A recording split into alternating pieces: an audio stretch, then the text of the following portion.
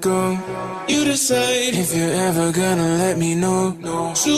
If you ever try to let go, yeah, I'm sad and low, yeah, I'm sad, I know, yeah. Who am I? Someone that's afraid to let go. You decide if you're ever gonna let me know. If you ever try to let go, yeah, I'm sad and low, yeah, I'm sad, I know, yeah.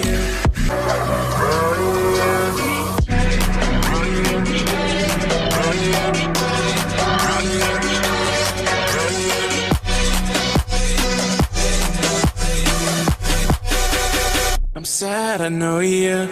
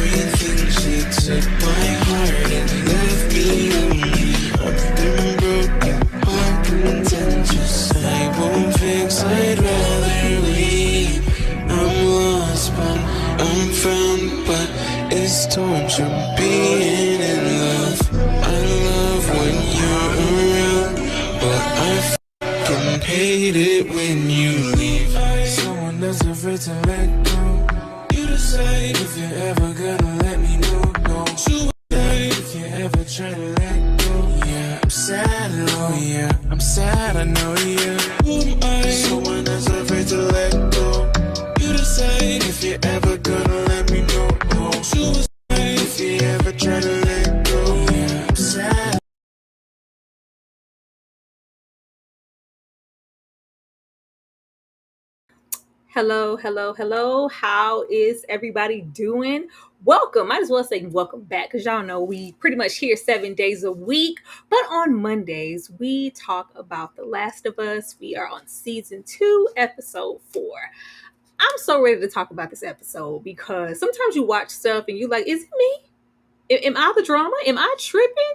Or, maybe somebody else could have got something totally different. But before we jump into all those things, do know that I am not only streaming on my platform, but my guest platform Backstage as well. So be sure to hit that like button for everybody, comment in that chat for everybody, share your thoughts on the show or even your predictions on where you think the next episode might be going. I'm going to bring my girl out first because y'all know we be getting into the mess together. Ashley, with the sweet perspective, are you ready to get into The Last of Us? I'm ready, but the perspective is not sweet today. Of all the things in all the world that I did not want to see was aggressive scissoring between Dina and Ellie. I didn't want to see it. I don't want to ever see it again. And it was a waste of time. But yes, Tyra, I'm ready to get into it. It was aggressive, Ashley. It was aggressive. You were aggressive.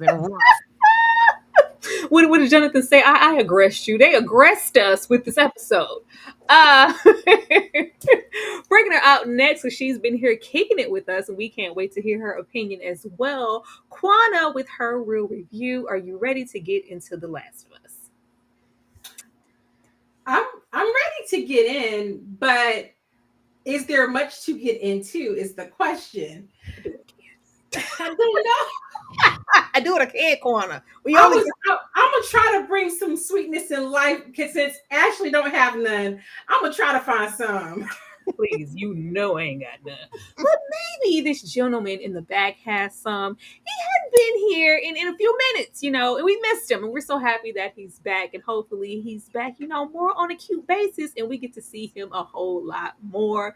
Dom is in the house with screen static. Are you ready to get into The Last of Us? And welcome back. What's up? Don't call it a comeback. But dang, was I only one who I didn't have an aggressive problem with this episode? Okay, it's just me. All right, cool. And that's good. We need to mention because it might not just be you. It may be a chat full of folks, unsuspecting, unassuming people who could find this and go, you know what? I agree with Don. I wasn't aggressed at all. That's good. We need to mention here. We need to mention. Be sure that you guys are running it up in that chat, and we're going to get started the way that we always get started. And Ashley, I am going to come to you first while I'm fixing the sides and getting dumb up here. Overall thoughts on the episode, because when the apocalypse happens, make sure you got your money stat in your bag. Girl, like really? Okay, yeast infections in post-apocalyptic. What? Okay. Anyway, listen. Overall thoughts.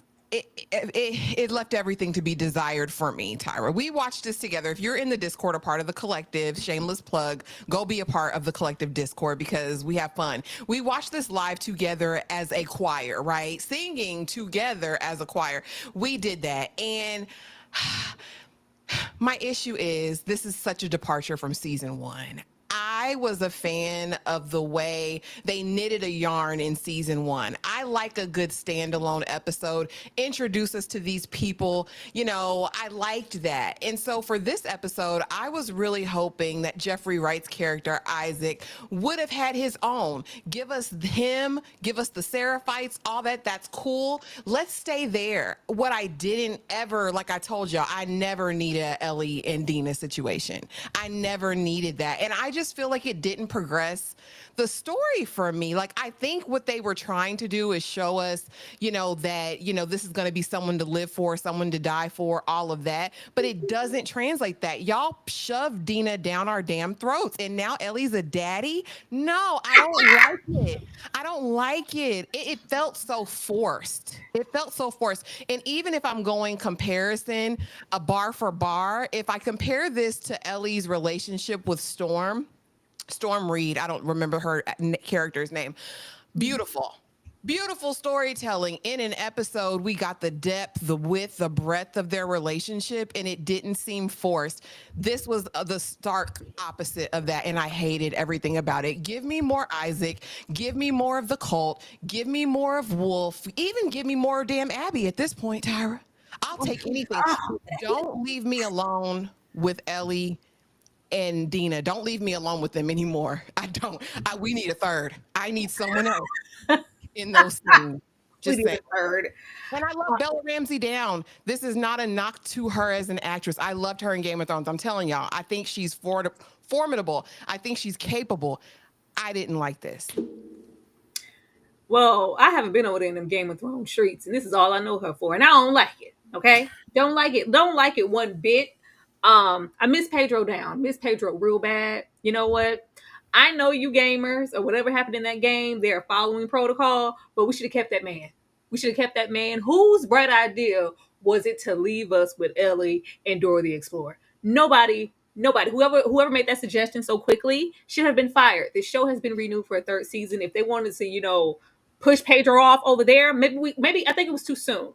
We needed a lot of time to really grow. First of all, Ellie just grew on me 5 minutes ago. I didn't even like her like that in the first season. You snatch the person that I enjoyed the most. Fine. If you're going to snatch somebody, you need to make sure that you have something formidable to replace it. And they don't. If you think I want to follow these heifers picnicking through an apocalypse, bumping coochies, you are out of your mind. The secondhand cringy embarrassment that I had watching this episode, it made me vomit a little bit in my mouth when she said, "I'm a daddy." Ooh, boot to the face. Boot to the face. I was so upset. And I'm never going to act like this show is just so awful. Oh my God, it's terrible. Even though that's in my little thumbnails. It is. This episode was. It's awful in comparison to what we know you guys could be, the potential that we saw, what you was able to do with Storm Reed and grow that relationship in the midst of one freaking episode. You haven't been able to do that over the course of 4 with Dina Dora the Explorer. Don't want to see it. I don't want to see it. I'd rather look at Shimmer's ass, the back of that horse, than see them frolicking. I don't want to see it anymore. I don't. It's just very, very upsetting. The best thing you could have done and should do is really focus on Jeffrey Wright. And I never wanted to be like, oh, you guys needed to be male-centered, male-focused. Now that Pedro's gone. No, we want acting. We want character. We want somebody to root for, even if it's a villain. Like, give us something.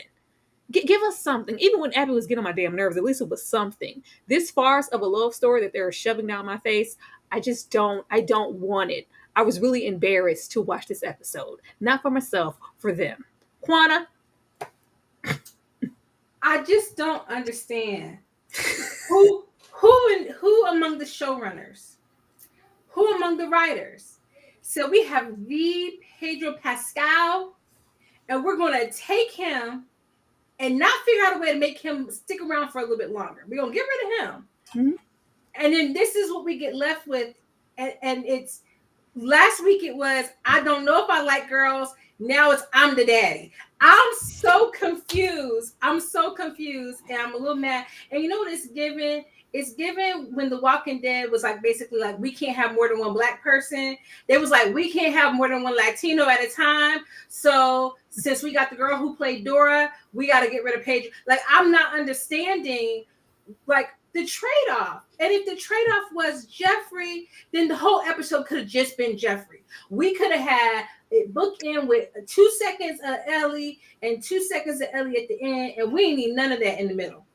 I don't understand. And maybe they said, you know, Jeffrey at one point in time, you know, he played, what was it, Pablo Escobar, whatever the dude's name was in Shaft. They was like, he be playing Spanish speaking sometimes. Well, Is that what it really gives that? And it's like, but no, that's not what we want. You could have asked us, you could have polled the room. We would have told you, keep Pedro here. I'm mad and I'm still confused. I'm confusion because she really said, I don't know if I like girls. And then this week it was, I'm the pappy. I can't. I had to rewatch that scene like 4 times. I said, did she just say I'm the daddy? she did. I was like, let me go.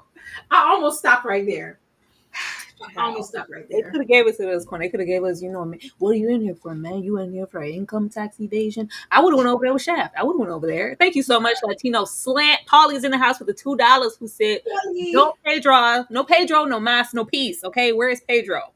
Now, to make it make sense for us, Dane, first I want to know, not Dane, Dom, first I want to know, do you play the game? Mm-hmm. And how did you feel about this episode? So, for all intents and purposes, let's say I don't play the game. I played the first one like for 10 minutes. So we can say, no, I don't play the game because I didn't make it this far into the game. But I knew, like, because, you know, I watch all the breakdown videos and I didn't really care about getting spoiled. So I knew that the Pedro thing was coming before it came. But no, I don't play the game. So I don't have any attachment to the source. They got to be. So I just want a good story. And for me, the Dina, so it's kind of mixed for me because I agree with all of you that Dina feels forced on us. Like as like I didn't have a problem with this specific episode. Like how they were in this episode, I didn't have a problem with. I just felt like we didn't earn our way here. Like the Dina I met two episodes ago is not. I don't know this person like that, and I didn't see how everybody else know this person. I don't know how Ellie knows this person like this. She was just, and it seemed like a mismatch. Like when you introduced her to us, it was like you wanted her to be like a second daughter to Joel, because her and Joel, Joel was teaching her how to do electricity stuff for 1 second, and then it was like, all right, we're gonna go down that path. So they're like surrogate sisters, but then that evaporated at the end of that episode, and then now she's. So the lead up to Dina, the foundation of Dina, I think was poorly handled. But this specific episode, if I'm looking at this episode by itself, I did not mind it because how they were interacting with each other reminded me that the world ended in 2003. For them, so 2000, and then like for same-sex relationships in 2003, this is how that would have, you know what I'm saying, like for 19-year-olds in 2003 who we don't have all the language and the progressiveness that we've got now. In 2003, yeah, yesterday I don't like what I like because I'm trying to push it down, and today, now that I feel comfortable, yeah, okay, now that I feel comfortable. And seeing you thinking that you were about to die and realizing that you're not gonna die, I feel like that was enough to like wake that up in her. So that was the arc of this episode. I didn't mind, and I did like the bookend of Jeffrey Wright's character. I like that we started and ended with him. And if they would have flipped it, I would have been fine. If it was like bookend with Dina and them, and then give me more Jeffrey, I'd have been fine with that. I don't like the solitary episodes, like you were talking about, where it's like the Walking Dead episode where we learned about old boy with the stick, and we had to watch a whole episode of him learn his attachment to that stick. I don't like them episodes. Give me everybody in each episode. I want to see the plot progress. But this episode didn't bother me. Must be nice. Moving to the main attraction. Jeffrey should never be a beginning in a book end. And it's not even me just wanting to focus on Jeffrey. I really missed and enjoyed those kind of all-inclusive episodes that we got in that first season where we would focus. There felt like there was focus and it didn't take away from the plot. It always kind of circled back around, and most of the time those episodes were more fulfilling because you would get into a character where they started versus how they now. You kind of have them speak on it in the kitchen in the scene we'll get into later, but you get into their humanity of it all and what was taken away. And this felt, microwaved a little bit, especially for Jeffrey Wright. I really wanted it to be more pronounced because Jeffrey, from what I know, is the same person who voices this character in the game. So I was like, oh, okay, this is perfect. But we meet him here. We're introducing Isaac, and we're sparing just one person because all of y'all can get it.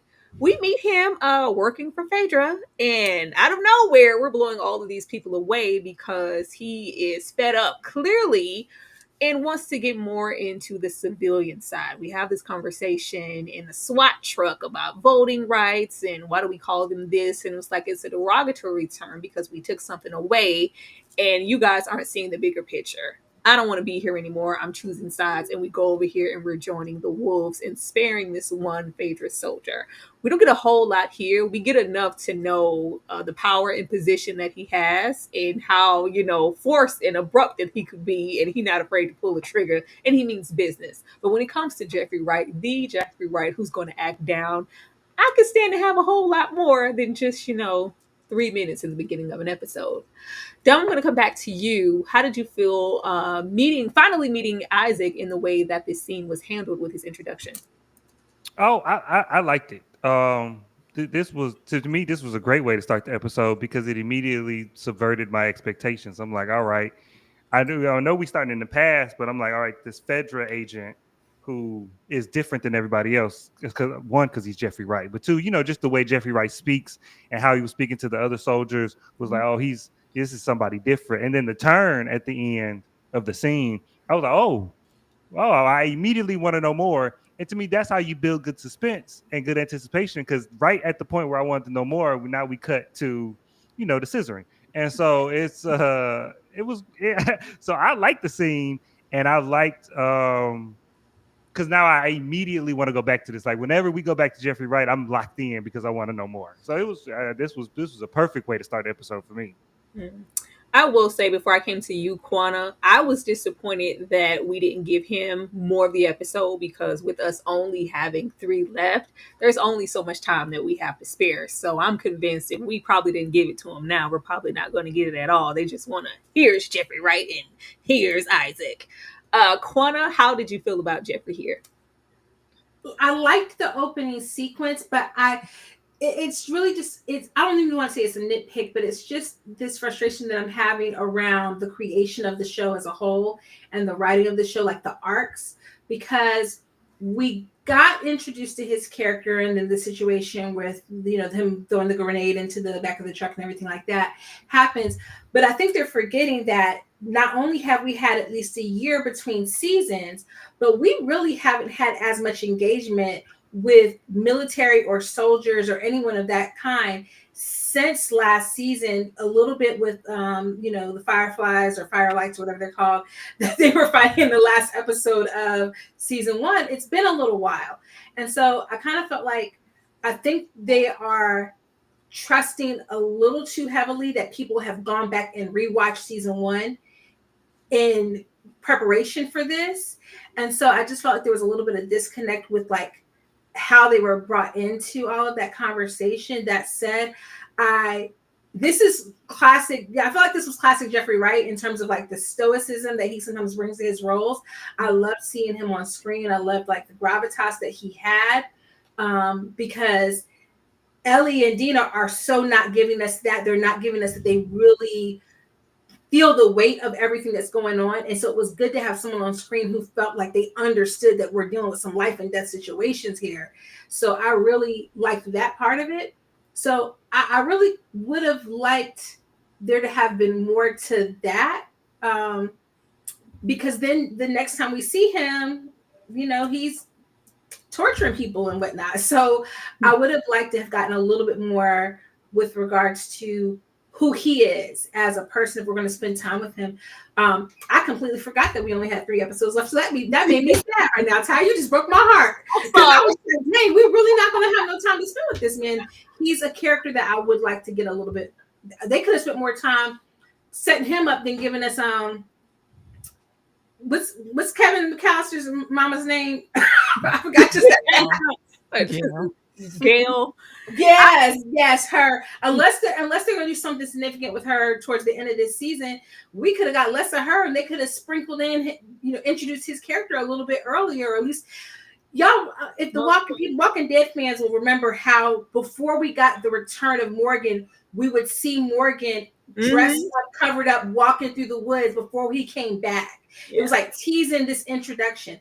I kind of would have liked that they would have went that route of teasing his introduction to set us up for it, because then they could have built in a little bit more around his character and then not have it be like this sudden appearance that we don't know what they're going to do with. But I liked, what they gave us with his character. They absolutely had time for him. When Abby was going up that mountain like she was to save her marriage, we could have been getting Jeffrey right. Okay. I completely agree. I would have loved to see this side of Phaedra and more so a Soldier of it. We haven't seen, especially when we're getting into Abby or the Wolves, because there's a transition from this Phaedra to the Wolves. We haven't seen somebody go through the process enough to see why. Well, we know why, but it would be nice to have a visual of why these people, though they are just as heinous, everybody thinks they're on the right side of the law. So it would be interesting to see like why you signed up, how you got there, what was lost, and how we ended up, with the torture devices in the kitchen. Ashley, Jeffrey. Okay. Again, he was the best part of this entire episode for me. And what I will say, like, y'all know I wanted a whole episode just with him. I wanted his origin story. And I mean, while they're giving us this look back and then fast forward to where he's at now, I agree with Quana in that I needed something more, like everything we've gotten as far as Phaedra, the Fireflies, and then the Wolf Pack. It's very much been breadcrumbed, right? Like, oh yeah, Eugene was a part of the Fireflies, but then he went to be WLF, and then we have Abby and her offshoot who are now WLF. The Fireflies had this code, whatever, but when we see him actually meet here, I believe that these are already the Wolf Pack, right? And he's going to be their questioner, and with all his torture secrets. I enjoy his character because I feel like there's an integrity to him. Even in that, he's like, we want to respect these people. You guys are on here making fun of these people who gave their lives, who lost their lives in this struggle. It's like he has this past awareness and this almost disgruntledness with where Phaedra's now at, right? It seems like when he started with Phaedra, we were in a completely different place, right? We were trying to regulate society. We were trying to do, whatever, militarize and all these things. And now it's shifted and changed. And so now I'm leaving this thing to go to what I believe might actually even be worse. We needed more of this. We needed his background. We needed his motivation. We needed to know who he was outside of being at Williams and Sonoma. I needed to know what he was doing before the outbreak. You know what I mean? Like, I don't think that would have been wasted. They could have given us an entire episode of his backstory. I think they almost did him a disservice for me. And then begs the question is, why did we save this one? Was it because he was so young? Because he wasn't participating necessarily in that conversation? I just had a lot of questions around his introduction and why in this manner. Why did you make such a statement with it? I just want to know more. It intrigued me. So if that was their mission, it did make me want to know more. But I agree. I don't think I'm going to get what I need out of these next 3 episodes in terms of his character. I don't think I'm going to get it, unfortunately. That would have made my day, Ashley, if we would have got some history. You ever see people in this position? It makes me think about Dawn of the Dead. I know you haven't seen that one, but the remake when people are like strategists and comeback killers and this, that, and that. It was like, who were you before everything came burning down? It's like, I was working at Blockbuster. Like, what? Like, what was your job before? You were here torturing people in the kitchen because he was quick to say, like, I always wanted, this I couldn't afford it. Like, what was your job? Thank you so much. Dane is here to be the op. I spoke on it and now you're here. I like this episode. It had good callbacks to the game. Ellie searching the dead body for ammo, her playing the guitar, and self killer. Yeah. Dan, you sound like those people who are in defense of this mess. I don't know. I'm having a tug of war with the show in the game and what they're deciding to take away and what they're deciding to follow to a T. The things that they are deciding to follow to the T are the things that irritate me the most. Those little, peekaboo moments, like those callbacks that you would identify with because you are, a heavy game player. But what about us who aren't? Right now, it just feels like you're wasting my time. Speaking of wasting time and being unaware, maybe they were all optimistic. Yeah, y'all already know that I was bothered last episode when they came trolloping in there on My Little Pony in the middle of the city and one acting like they could be surrounded by ops at any moment. They're all loud, Shimmer's click clacking in the middle of the street, and nothing changed here. They're just as loud, obnoxious, making noise. Dina, oh God, we're dropping. It was like that little TikTok when you drop the top of your pot in the kitchen. Shing-ling-ling, we're here. Come kill us if you can. Just grow up. I keep waiting for the moment for us to kind of transition into Ellie the woman, and we have yet to do that, and no amount of smecks is going to get me there. But this quickly became, encapsulated with what we got later. Be who you are for your pride. We got the references. We got the be who you are for your pride. We got, the little relics of a pastime and, what it means. They don't, identify or know what any of these things are, the flag and the pride symbol and everything. So we gotten that. And this is really, hand in hand more so with Dina because Ellie is accepting and knows, though young as well, she knows who she is and what she wants, where you have Dina more on the indecisive side where, you're the gay one.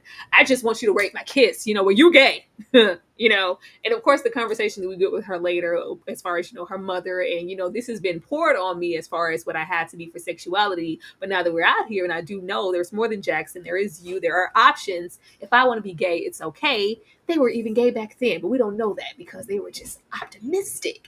But Ashley, we're making a hella noise in the street and riding horseback on Shimmer. Yeah, and we went to Guitar Center and played the drums really loud. This was the most unhinged, nothing, Jon Snow. Like Ellie, literally, did you learn nothing from traversing the country with Joel in season 1? Again, we mentioned this last week. Did you forget everything you've ever learned? Here, my vision for who Ellie would be post Joel was an Avenger. I thought she was going to have a one-track mind, be here for the revenge of it all, moving stealth-like. Like all that training she was doing with the Giants and Jesse back in Jackson, I said, this is going to come into play. We're going to see her in all black. We're going to see her rolling off Shimmer, hiding behind bushes, like doing reconnaissance, and that's nothing of the sort. We got old maiden shoes, Tyra. Hate everything about it. No, wait. I did put, we make an assessment. We assess the damage because they do see the bodies. And she's like, you know what? There was some serious damage. She assessed. She decided to play the drums. Yeah. Like no one would hear. The clickers wouldn't hear, the damn stalkers or whatever y'all call them, the bloaters. Not to mention, people are in these tanks. We saw the tanks as well, but it didn't make us pause and say, maybe we should be a little quiet and not like aggressively hunch later on. I got it. I get the flag. I get the pride. I get the jacket, right? It's subtle foreshadowing. We get it, Dina, girl. Like you're all the way over there. This was so heavy-handed. This was so heavy-handed for me. We get it, girl. Y'all gay. You happy. We get it.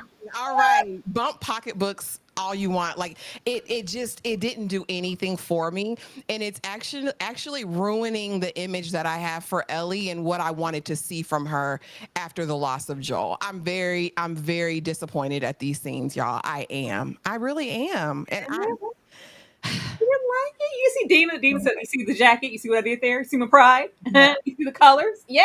Yeah. What are you? You didn't see the colors in Dina's jacket? You didn't see them trying to be who they were for their pride? Oh, we're making noise, but at least we're obsessing. We're looking around. We're making assessments about the type of danger we might be in. while, putting a target on our back for anybody who could or maybe, might be watching, but at least they were acknowledging the pride in the area and what it could have been. Mm-hmm. It was like they said, we might get canceled, y'all, so let's just throw everything in this one episode just in case they snatch our eyes off the air. I was like, wait, what? Okay. It was like, okay. Then I had to go online and look. I was like, Dina, Last of Us video game. I said, okay, so they just decided with the wardrobe, they was just going to make sure we're going to give you the wardrobe. We're going to give you the banner in the background. We're just going to give you all the things. We're going to give Ellie calling herself a daddy in the end. I'm like, okay. And I think the problem that I would have with it is, one, it doesn't match what we've gotten with Dina's character. And even if she's having this awakening now that she's away from Jesse, the symbolism is so heavily coded and not subtle at all that it's like there's no way that it would be that loud unintentionally. So then why? And then with Ellie, I just always felt like in season 1 we got Joel as this man who completely accepts Ellie as she is. And I know that there was that strain, and I think this is one of the bad things about the time jump, where I understand why they wanted to do it, because they wanted to give the actors an opportunity to play closer to their real age. And I get that.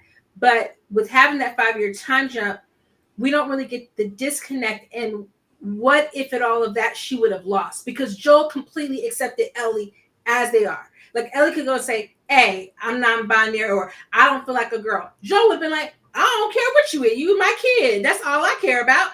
That was how Joel was. And so you had this pairing that was so completely accepting.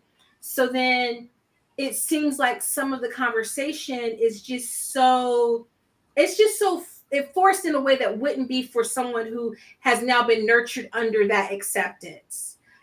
Dina's conversation and like her mom telling her she was going to be, you gonna like boys. Okay, that could come out. But I just felt like with Ellie, it just didn't make sense the way that it was coded.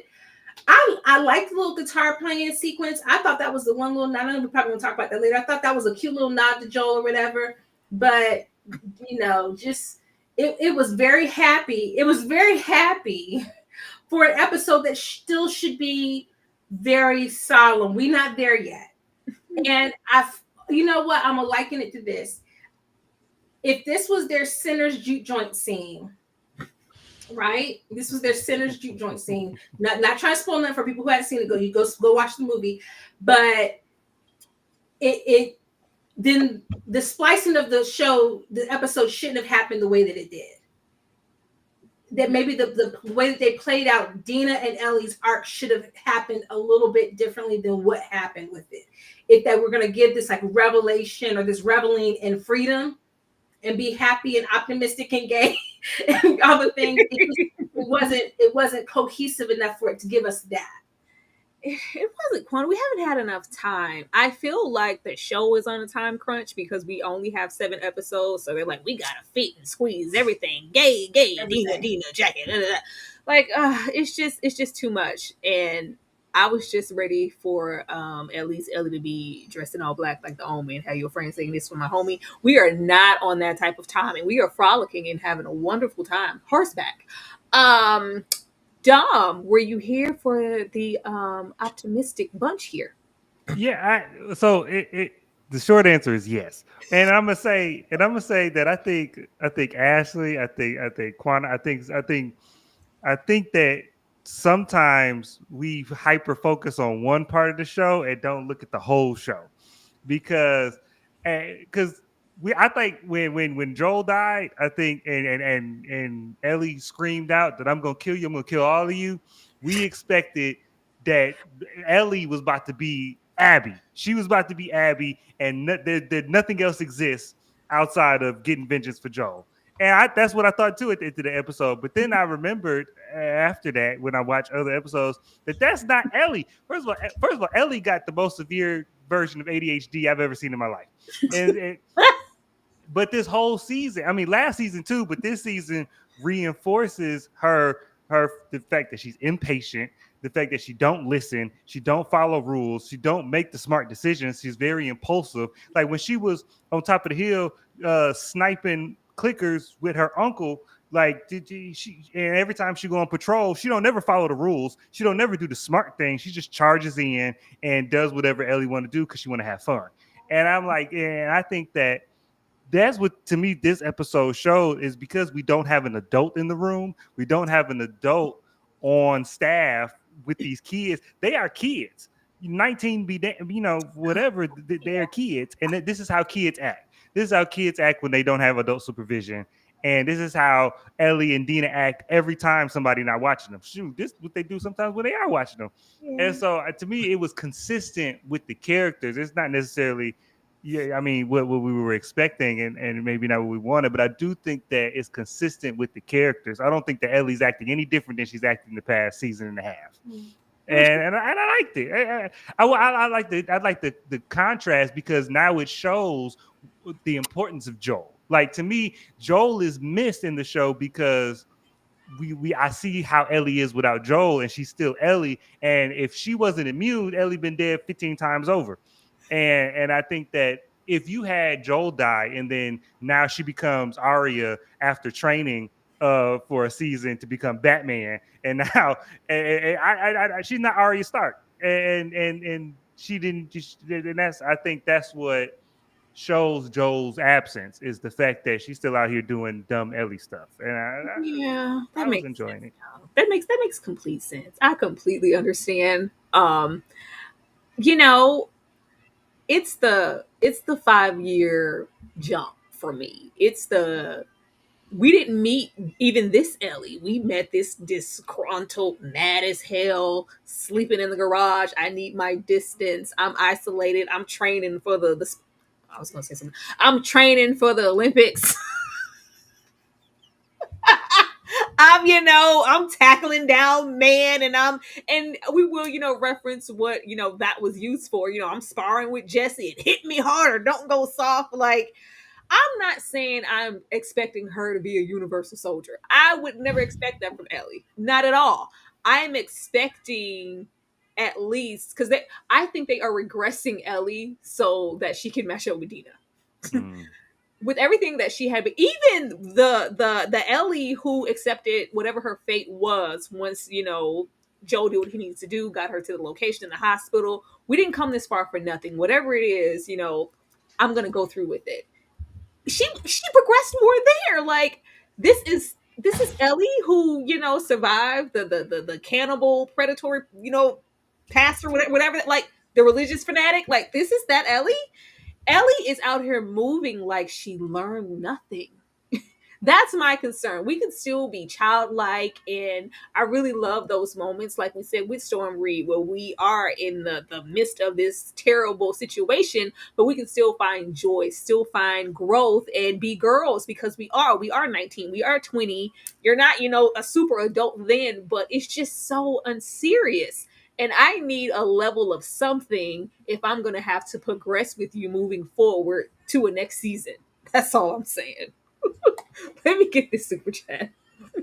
Thank you so much, Rod, for the $5. Starting the first game, we as the player have to find alcohol and other items to make health kits. Scissors to make sheaves. Why they made Ellie dumb. And like I said, well, I get that, but I think they split. I think the reason they did make her dumb, but I think they split it in half. And so, because she's smart when it comes to like weapons, so she can take down and put together a weapon. She got all the weapons that she need, and she can maneuver with them. Mm-hmm. But I think they split her to give Dina something to do. Yeah. And so Dina's the health kit, Dina's the repair person, mm-hmm. and so I just think they split that. Which you gotta do that for the show. You gotta get her something to do. Jesus. She has a backpack. And the map. And I get that.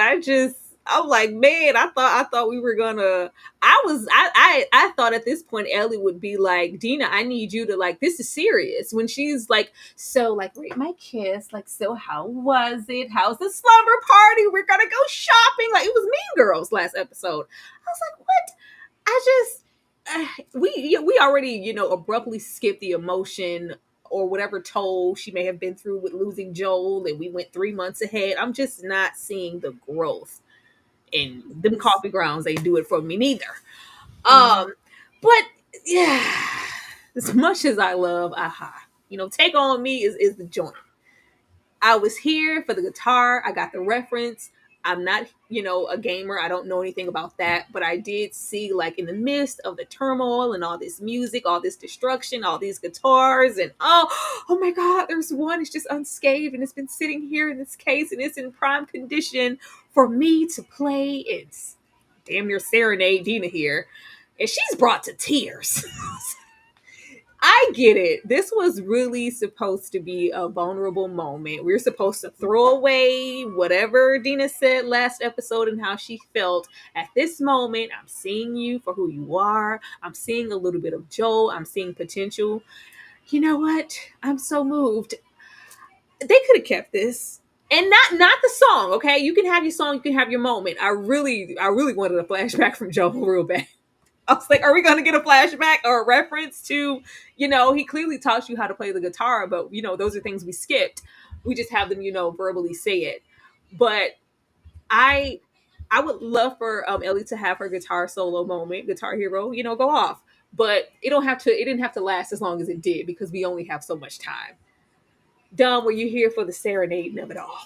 No, this was one of those things that is so obviously from the game. Like I didn't have to look anything up to be like, oh, this is from the game, because it was just so. And I'm like, and if you're gonna be teary eyed, if I'm gonna bring you to tears playing it, this needs to come after we confess our love to each other. Don't have me playing and you crying and then act like you don't like me like that. That's what I didn't like. And then also, they must have got Pedro Pascal for 3 days for this season. They had 3 days to shoot everything they had to shoot because he couldn't even be dead on the table when his brother was washing his hands. We couldn't even have the real Pedro dead on the table. We can't get a flashback. We can't get. I thought they had a real conversation when he was on the porch. I thought we was gonna flash back to that. Nothing. Pedro gone. He said, "I gotta shoot the Mandalorian. I got 3 more movies to shoot." 3 days they got him because he's gone. I'm like, man, yeah. This scene, as much as I'm defending this episode, I was like, nah, I'm good on this one. I'm good on this one. To me, it should have came either later in the episode after they had the sex. I don't know. Or in place of the sex. To me, this would have been more impactful. Is if instead of the scissoring, if like they confessed, if this was how she confessed her love, like it brought her to tears, and then she was so overcome with emotion that she kind of now come to face with how she felt. To me, that would have been more impactful. This just seemed weirdly placed because it was in the game, so I got to put it in the show. That's what it felt like to me. Ashley, were you here for because this was self-discovery. This was Dina being inspired enough to be, you know what we get later on, I can be my authentic self. And, I see what you learned from Joel. This is just such a deep, impactful moment. I'm falling in love here. Ashley.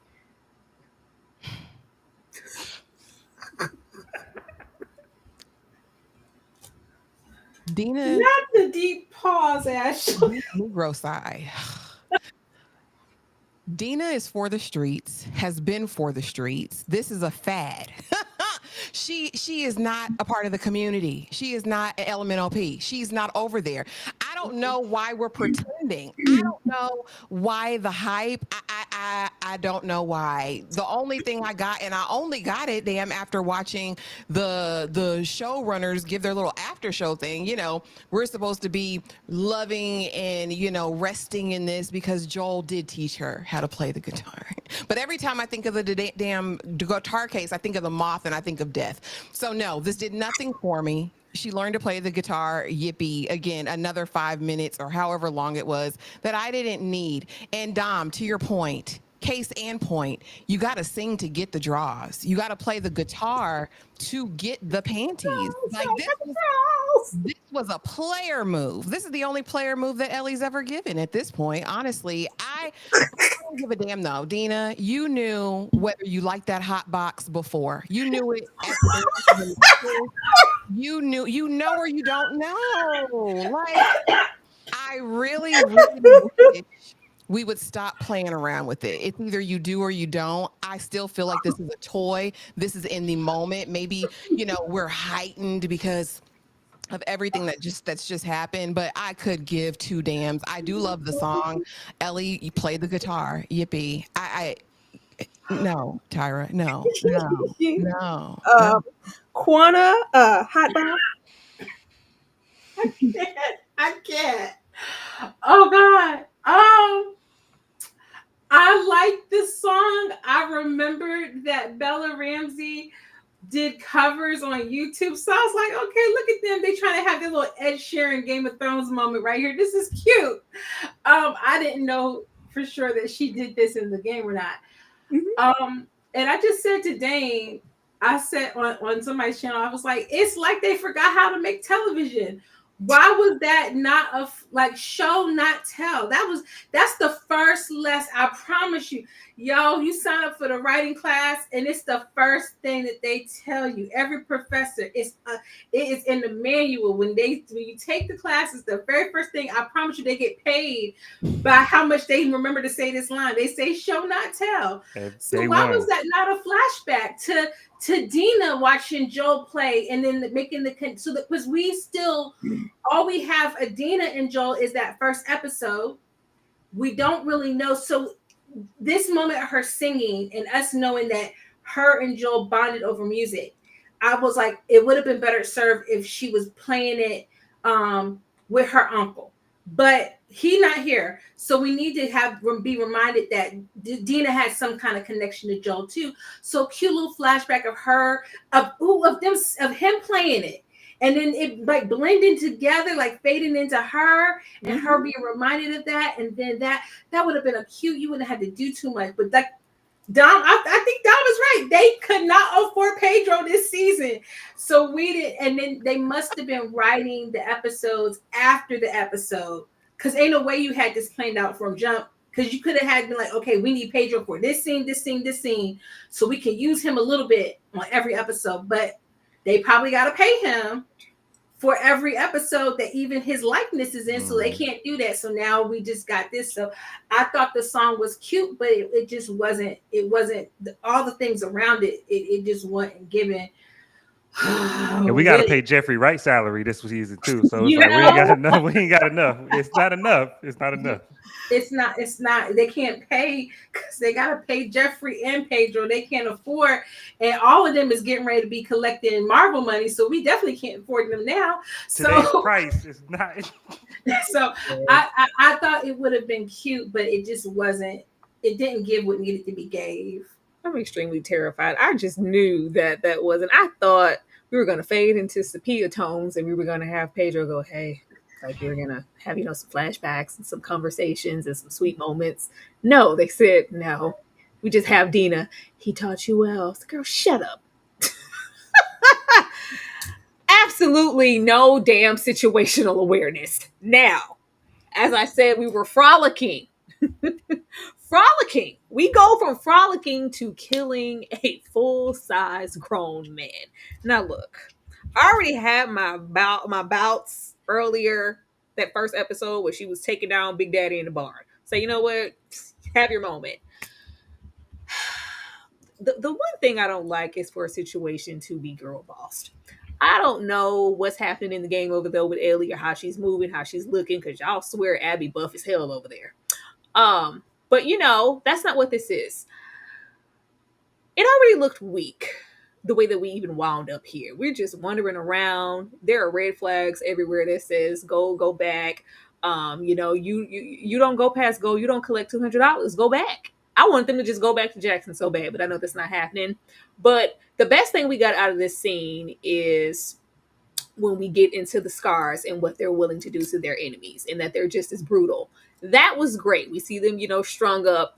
That was fine. I appreciated that. It served a purpose. Mm-hmm. When we got into, find whoever did this, find anybody. I don't care if it's a woman, child, children, baby, whatever, kill them. And they're just in here. I'm like, y'all don't have to be in here. It was just so stupid. It's like they were just trying to die this episode. And I need better ABC writing as to how we would even end up here. The reasoning for us to be here and what we were even seeking out, it was just dumb to me, so I didn't believe it. And when we got in here and we're really trying to get into like, all right, Ellie, this is what you trained for. All right, this is what Jesse had you. And it's just, we see it, but it's just not believable. A lot of my issue with this in general is just that Dina and Ellie look all of 15 years old. And I know they're grown. I get it. I get it. And I know it's nice to, have some actual of age in this role because, they'll have somebody here and be like, girl, you 42. Why you playing a 20-year-old? But I need something. I need something. I'm not believing that these little girls, even though they're grown adults, are running around handling business and taking down anybody. Ashley?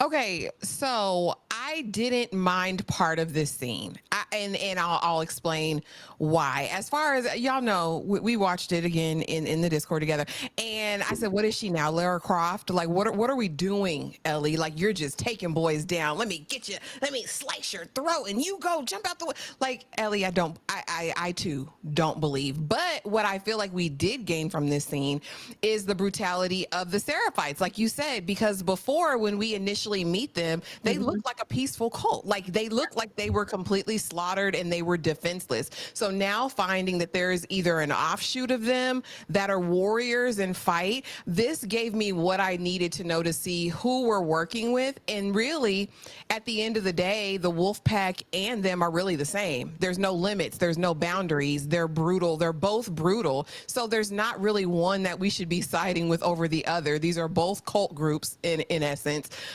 who believe in what their mission is and are kind of by any means necessary. That's all I got from them. Dina and Ellie could go directly to the hot place. I could give a whole damn. I don't believe it. I don't believe, just like I didn't believe her fighting that lumberjack when he was like, don't pull your punches. It's like he would have knocked your head off, Ellie. So you mean to tell me that this full military trained combat veteran couldn't get out of your thigh grip or whatever it was, like your headlock?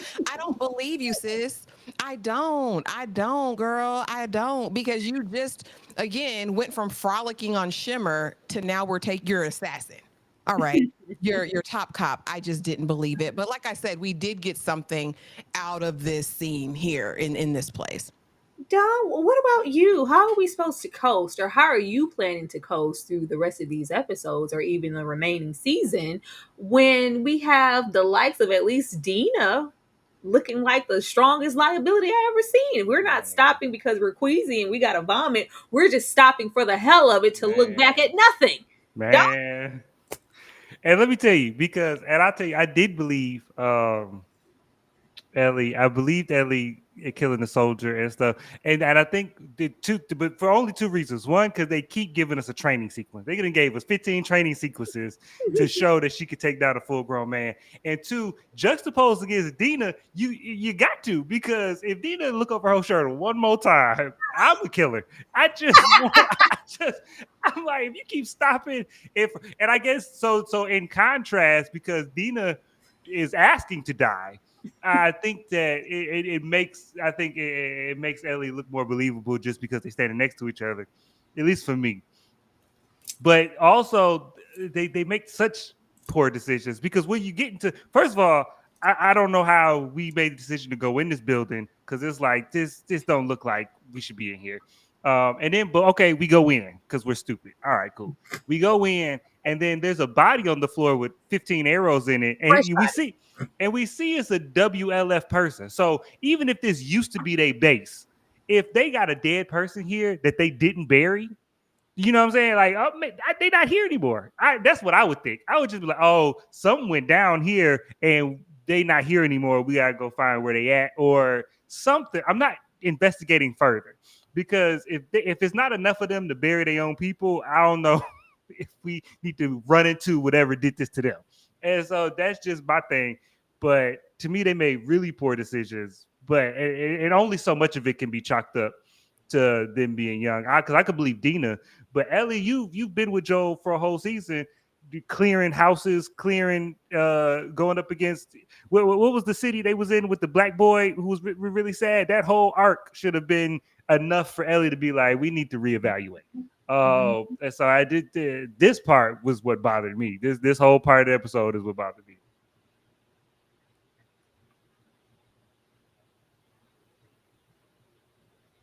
I need to go. Yeah, I'm done. Quana. Um, I will say this. Okay. Okay, I found it. I found it, Ashley. I found my sweetness. Okay. I liked that. I liked the way that they set up the Seraphites for us getting introduced to them in the last episode and thinking that they were very sweet, innocent, and feeling very kind of outraged that someone would kill them without, any kind of thought to the fact that there were children there. And then kind of going into this episode, it already kind of still we're thinking, okay, these are going to be someone that needs to be protected or they're going to be attacked. What's going to happen? Then we get the interrogation scene with Jeffrey, and then we get the reveal of kind of this, of seeing, okay, well, somebody in the group can defend themselves and is capable of getting payback. So I like that, even though we really don't know every aspect to what led to this, I like that the way they set it up. That's the one thing I will give them, that kept me intrigued. I want to know more about them. So for that, that's the one thing that they did get right for me in this episode.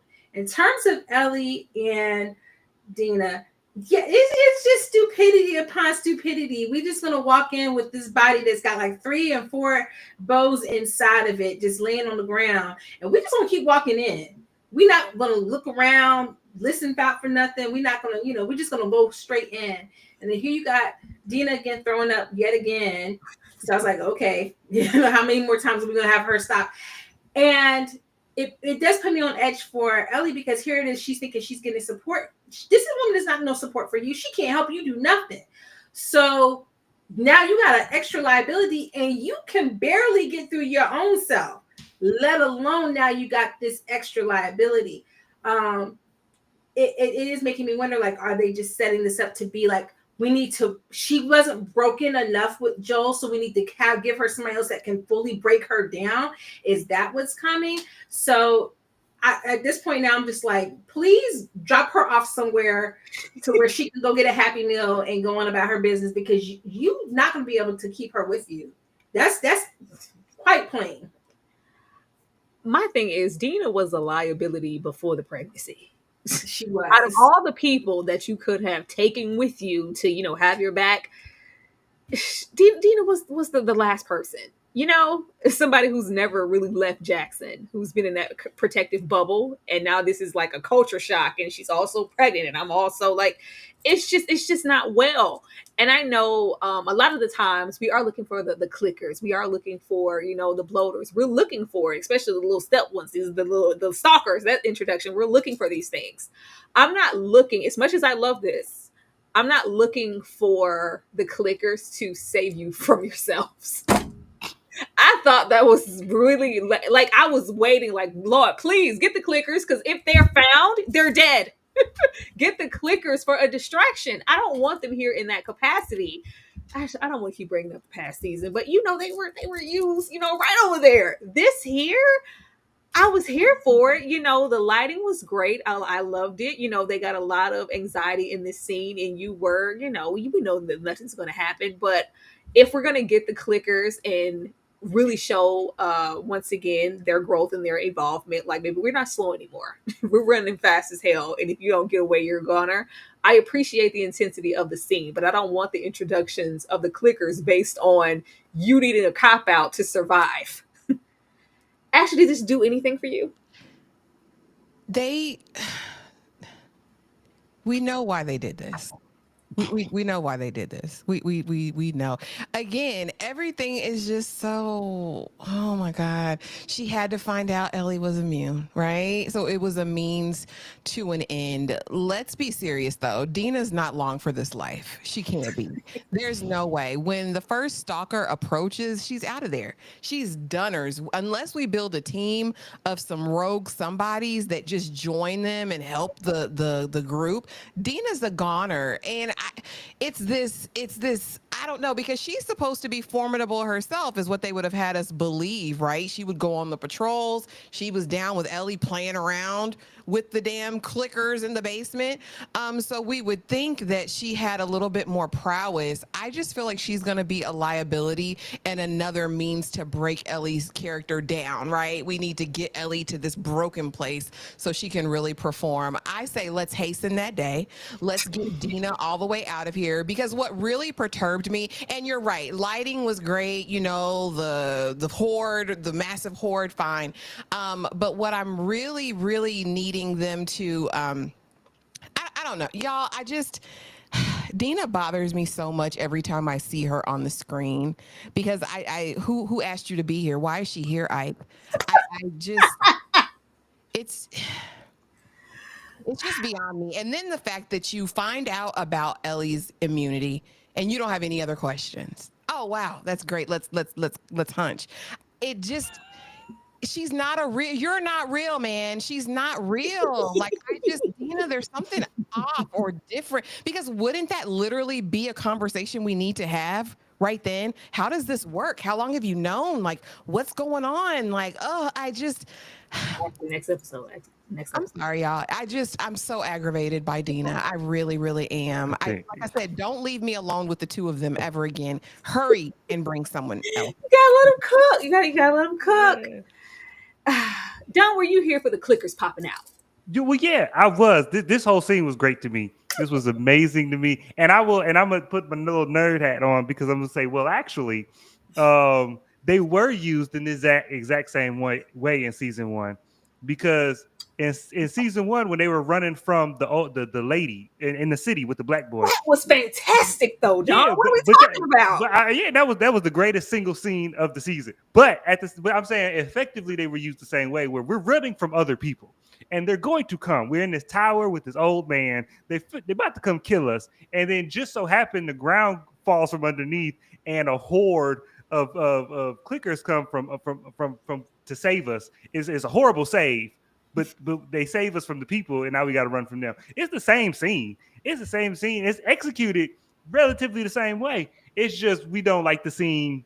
We didn't like the scene already, and so them coming to save them, it's not a happy thing. But I just think that they're still using the clickers in the same way, and I liked it. I like the tunnel, like you said. I like the lighting.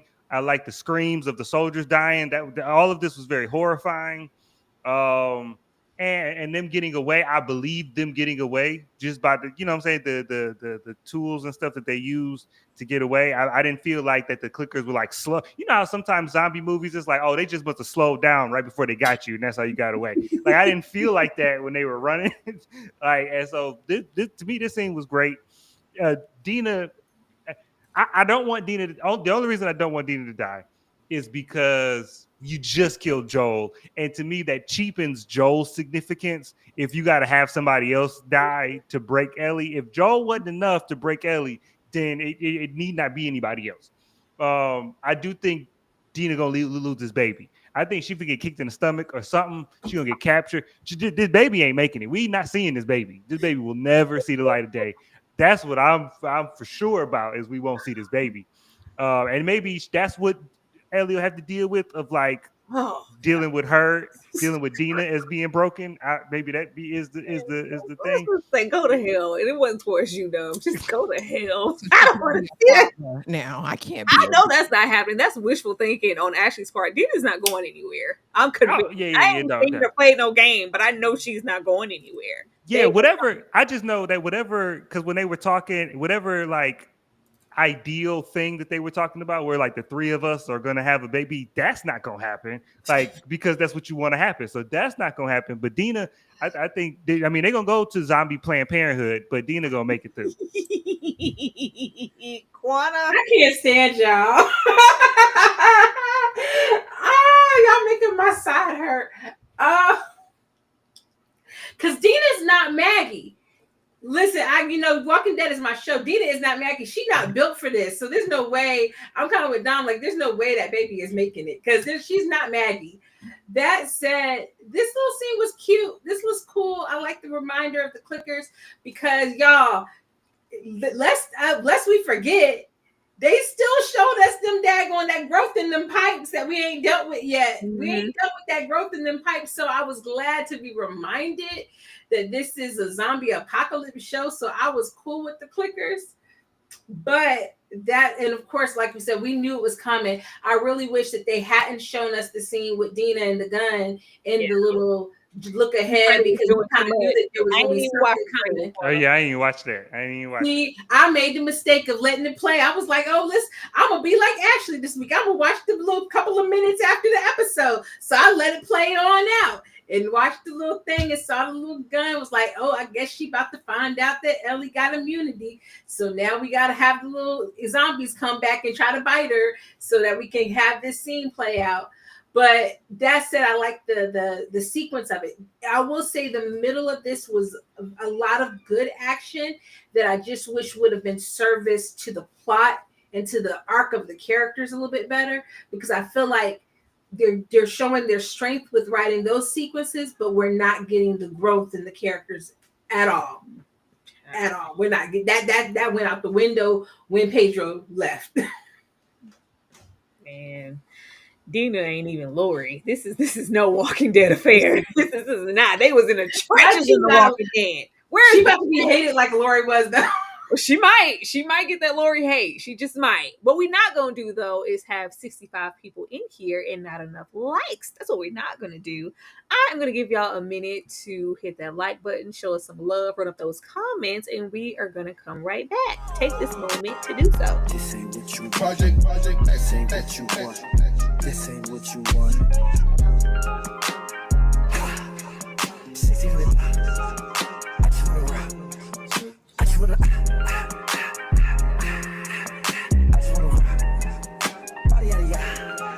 Shorty got that body out of y'all. Hit it once, no time. Shut up, fuck, you gon' kill my vibe. Stand on my money, don't know my side. Pick them sides, and you better choose wisely. That's my high. 1, 2, 3, 4, 5.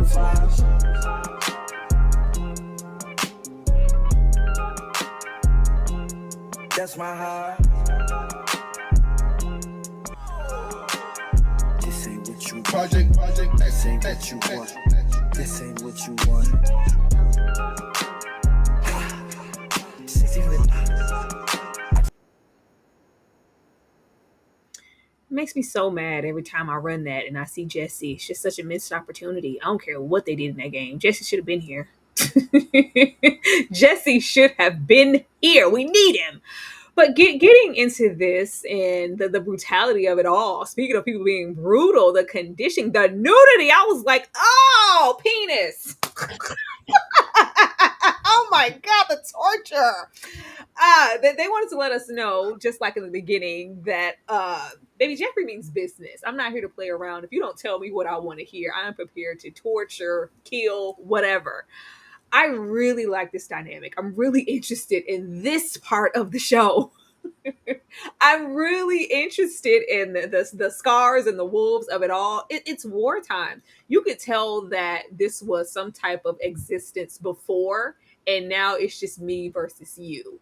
The conversation we have here, apart from the beginning, and this is, of course, 11 years later, where he was already brutal there, but we have this, this democracy like this. I was like, baby, you're demonic in here, Jeffrey. Like, this kind of reminded me of Abby when she was like this complex, and we have this morale and this, that. Like, is this what you're talking about? Are these the wolves that you're speaking of? Because it's clearly not here. Just this, the running constant theme of this show, and even when you get into Joel, is, who's on the right side of history, who's making the right decisions, when low-key everybody's very for themselves and nobody's all right all the time. Y'all pretty goddamn diabolical. I really like that. I even like this, as he called this scar down here, that he called him, and it's just like, yeah, tell me. He's like, bear my hand, do whatever you have to do, because I'm not giving you anything. And there's this superiority on this side of, we're only growing, getting better, faster, stronger. So while you can, take me out and do whatever, I'm very committed to this mission and to this long gone profit. And we're always recruiting, even though you have your guns and your machinery, and we have, the more prehistoric weaponry. We're going to win in the end. I'm here for this. I'm all here for this. I'm here for this. I was here for the transition of the character that he spared also. and how you could see he could go from in this decade to just being completely stoic. He did what he had to do. He finds these people like you're the scum between my toes. Like you guys are dispensable. I don't care. You deserve to die. He did the right thing. I think this is very, very interesting. And if it were me, this is where the focus would be on the show. Dom? I think you might be a little sadistic. No, this was a great scene. This was a great scene. Jeffrey Wright deserves all the accolades, all the awards. It made me wish that what was the other show on HBO? Westworld. But it made me wish Westworld ended better. Because I miss Jeffrey Wright. This scene made me feel it did the imagery definitely made me go back to like and it's funny because the world ended in this show. The world ended in 2003, so we never got to invade Iraq, presumably. But this very much gave like the imagery of like Abu Ghraib and like how they were torturing people in the Middle East right during the Iraq War. It was almost like a 1-to-1. Like they used that as a reference, and it was very jarring, but it was very accurate in the sense that like torturing doesn't produce results. Like torturing doesn't work, and then so like this was a great example of that, and I like that. And Jeffrey Wright is a little too convincing. I don't want to be alone in the room with him, and he needs some information out of me because I'm gonna tell it. I'm gonna tell it. You didn't went to Williams Sonoma on me. I'm gonna tell it. But now I want more of. I do want more of the wolves and this war between the wolves and the scars, the Seraphites. I want to know more about Seraphites. I want to know what this religion is. Who is this prophet? I need a flashback to who this lady was and how did she die and why do y'all we follow her like this? That the lore around the Seraphites is very interesting and one of the better like cults in cinema because all the people in Walking Dead, all the little whistlers and all of that, to me, those were horrible. Like I didn't care. Like you're weird people. I get it. You're weird people and you found each other. But this actually seems like a real like religion and it seems interesting. So I want to know more about that. I don't need to see him or his little wee ever again. That I don't need to see. I'm so glad Jeffrey Wright just went ahead and shot him because I didn't need another cut. HBO got somebody in there halfway through Game of Thrones who was like, "Oh, we can show wee-wees too. I know we don't got to just show breasts. We can show wee-wees too." And ever since Game of Thrones been like, "Whip it out," and I'm good on it. Hodor was serious too. That was a serious Peter. I'm gonna watch Game of Thrones one of these days. I appreciated the brutality, and Dom, you're not the first person to tell me I was a little sadistic. I can go over there from time to time, but yeah, I just feel like this is our story. Quana, is this our story? I think this is the story, or at least the more interesting story. I don't want to gloss over the fact that by showing this Seraphite naked and chained up like that, they're really leaning into how brutal Jeffrey Wright's character is. Mm-hmm. I mean, at this point, all we know really is that the Seraphites were slaughtered by the wolves were slaughtered by the Seraphites. And yeah, it was bad in one degree, like getting your, entrails kind of pulled out is not a good thing. But having this man so naked and vulnerable like that, it's definitely giving some prisoner of war, certain time period in past world history kind of imagery that I think is, meant to just really show us we really don't know who all we're getting with Jeffrey Wright. And so I really want them to dive deeper into this character. This is the kind of character that I think we should have maybe been hearing whispers about this character before they even showed up. This is a character whose reputation precedes him. And even how he sat in the back of that truck listening to the other guys kind of gossip and brag, and you sit in the cut, you quiet, you got to watch out for them quiet ones because they be on one.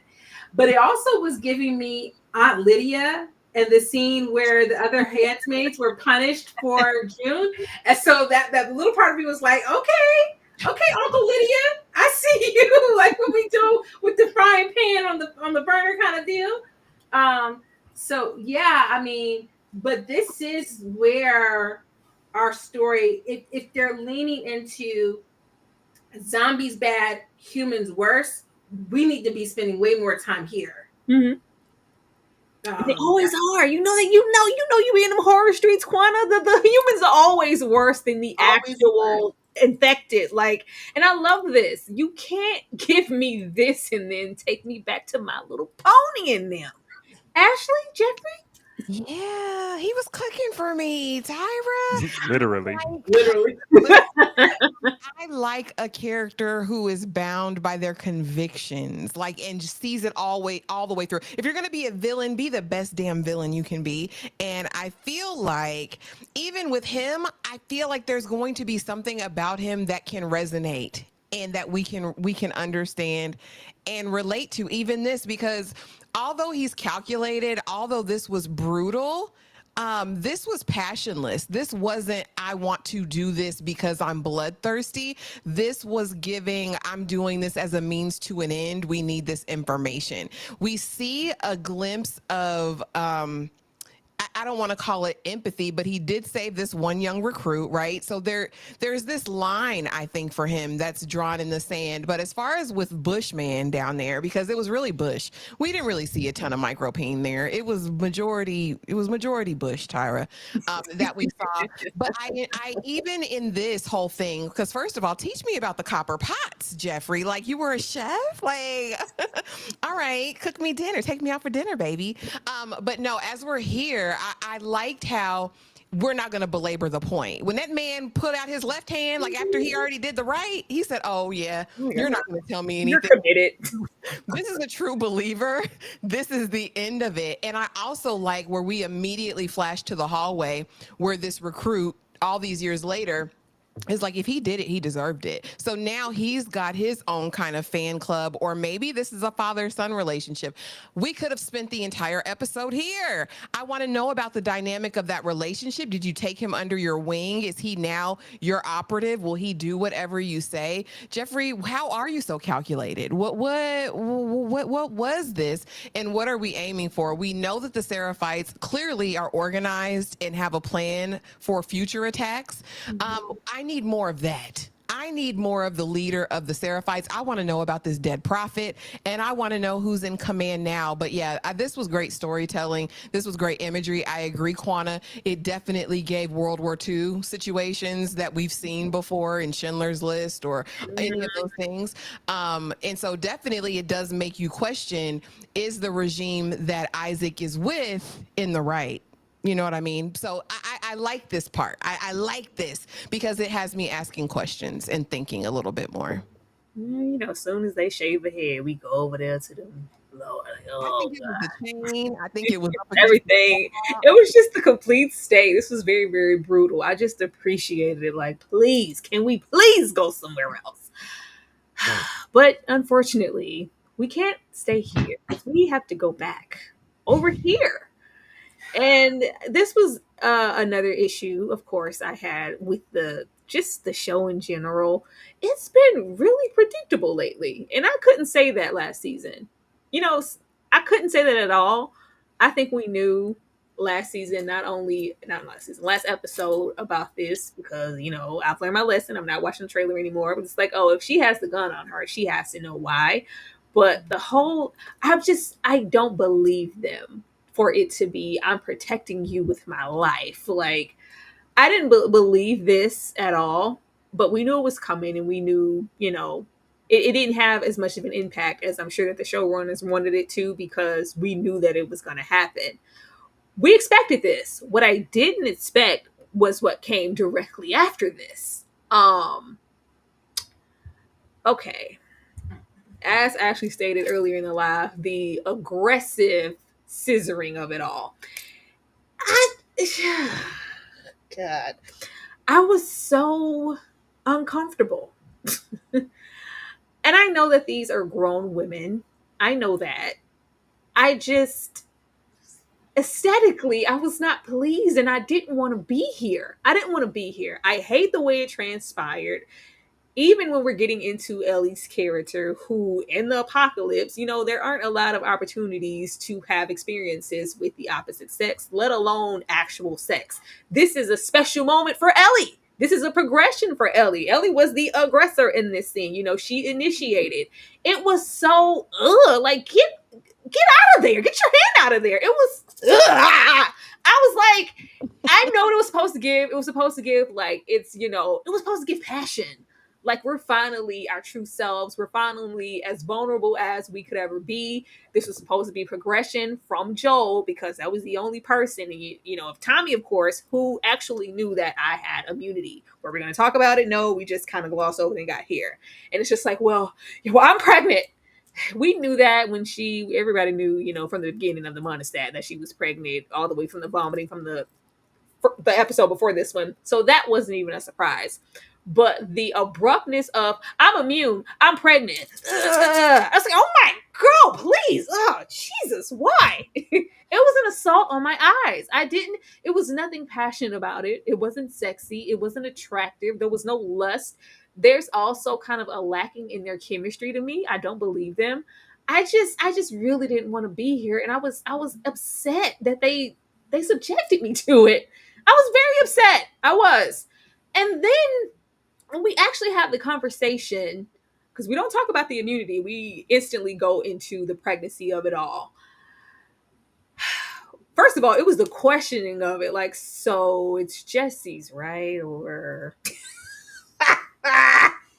girl, rub that monostat on that thing. It's Jesse's, or was it somebody else? Like, it wasn't even a definite Jesse.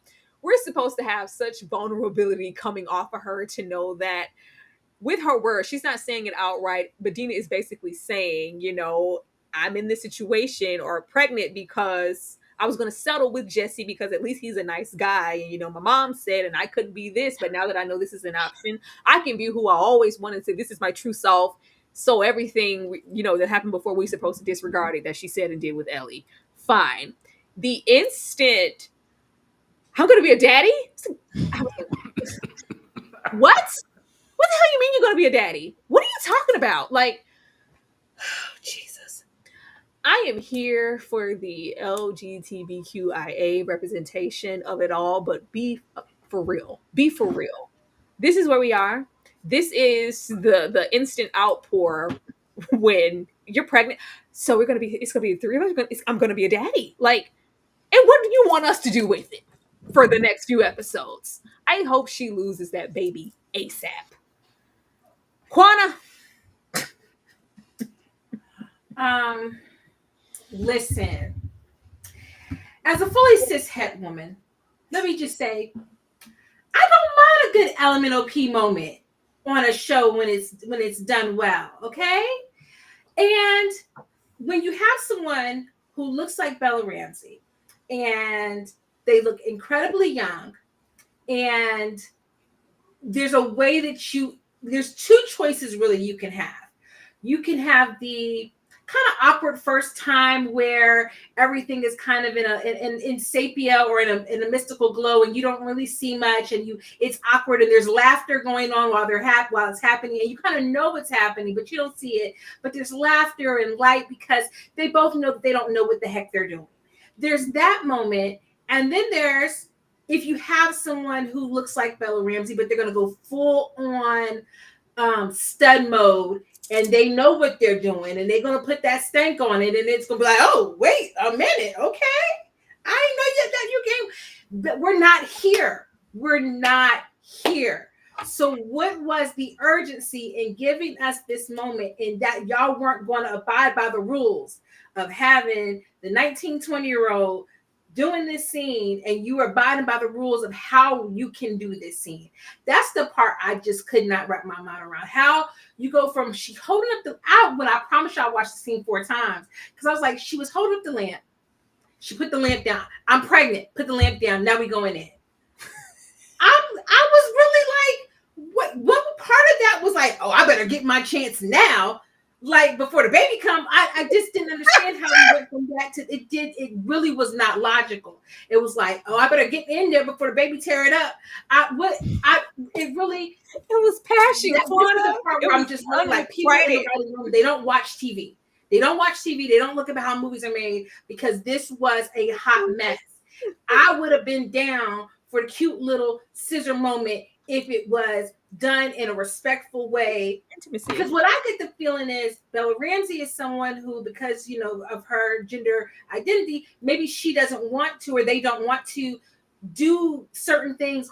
It really didn't make no sense to me, Tyra. It was pissing me off how the scene even came about. It really did. Because how you go from I'm pregnant to we getting it on. You ain't put this sperm in there. So why was that the next thing? It wasn't like a couple that had been trying and that was the reaction that you was gonna get because now we're happy because we've been trying to have the baby and now the baby is here. That's not your baby. You ain't put that baby in there. So why would that be your reaction? It's just not logical. It's not logical. It pissed me off so bad. So bad. It really did. They could have just had them kiss. It could have been like, oh my God, well, like them bonding over that moment and like, are you afraid? Having some tender moment and then them kiss. And we know that that's like after, but that straight, it just, oh God, I can't. I really wanted to stop at that point and be like, okay, I'm done. No, and then these pregnancy tests are older than Jesus. But all right, we're just gonna leave that where it's at. I think it would have been far more intimate if there was a really deep conversation about the immunity. That was glossed over and skipped so abruptly. And I don't know if we're going to revisit it, in the next episode, but it's just like, oh, it's just really, let me see the end. It's just really healing. So like you're really immune. And then that's just that.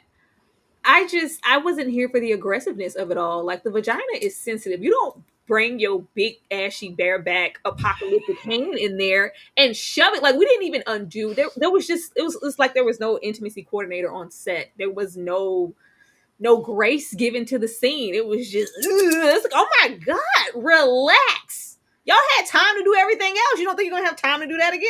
But I get it. It was unrequited and passion. I finally get to do what I've been dying to do with you for however long. But y'all never gave that.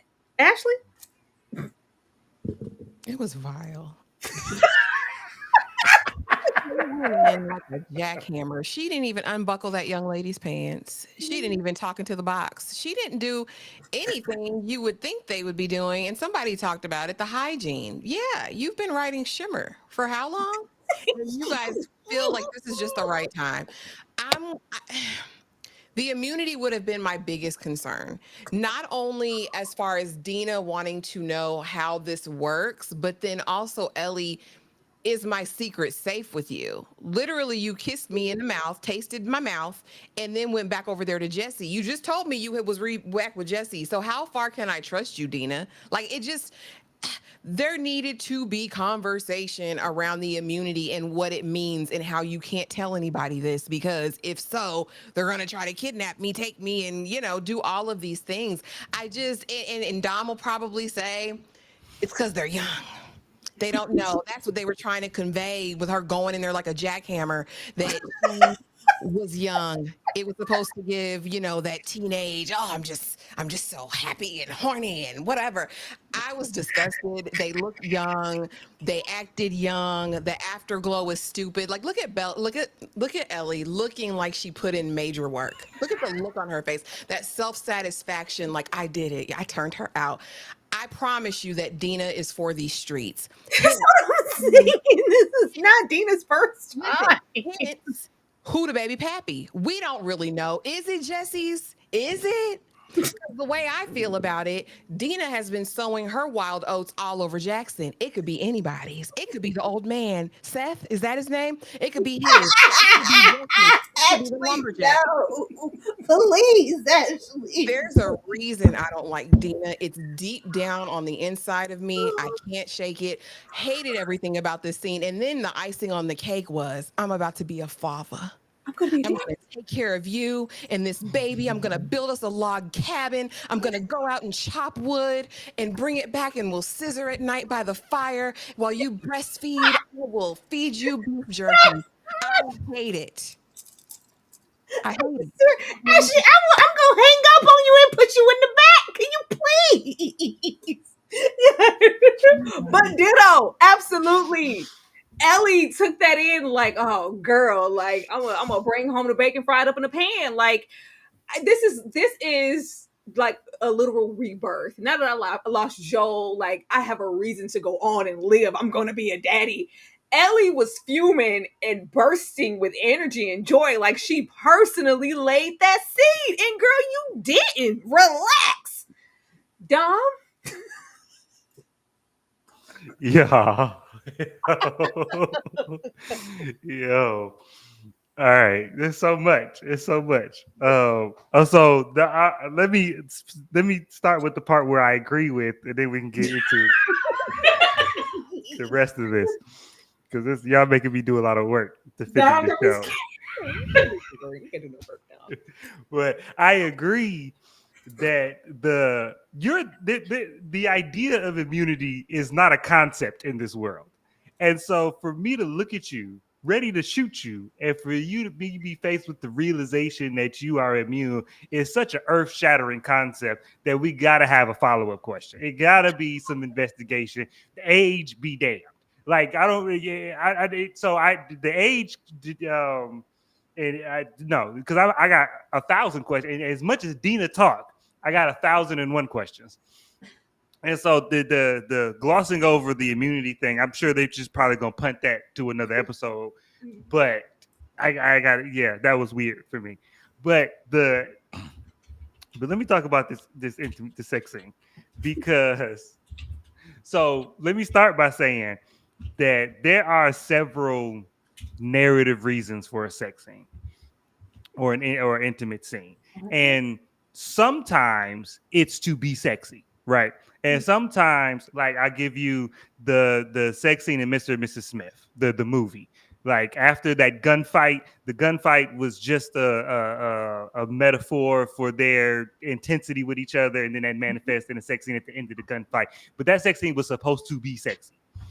But you have other sex scenes that are not supposed to be sexy. It's just supposed to show how close these characters have gotten to. And then I'll give you Masande and Grey Worm. That sex scene wasn't supposed to be sexy. It was supposed to show how comfortable these people have finally found somebody that they can be comfortable with, and it's showing how that without telling us, it's showing it.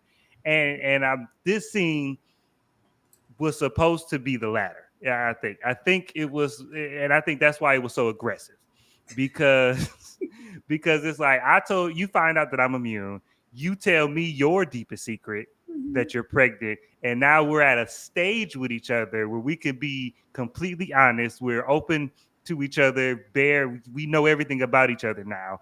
And so now, especially on Dina's side, well, like with Ellie, I can finally show my passion that I've been repressing for 5 years at this point. And Dina can now finally be the person she's always been, but she can kind of like walk in that now, and it manifests in some clumsy sex. And I'm gonna tell you, y'all ain't been kids for a while. I ain't trying to call you old, but y'all ain't been kids for a while. 19 was a minute ago, and I'm gonna tell you that. And I'm gonna say, and 19 is probably pushing it, because it's probably before then. And I'm saying, and this is both of their first time, because this is Dina's first time with a woman. It's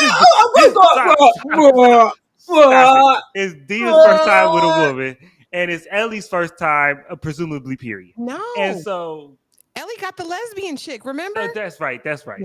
That's right. Okay. So, but it's still clumsy. We ain't had a lot of practice, especially Ellie. Ellie ain't had a whole bunch of practice. And I'm just going to say, you got to have practice for that, to not jackhammer somebody with your hand. Yeah.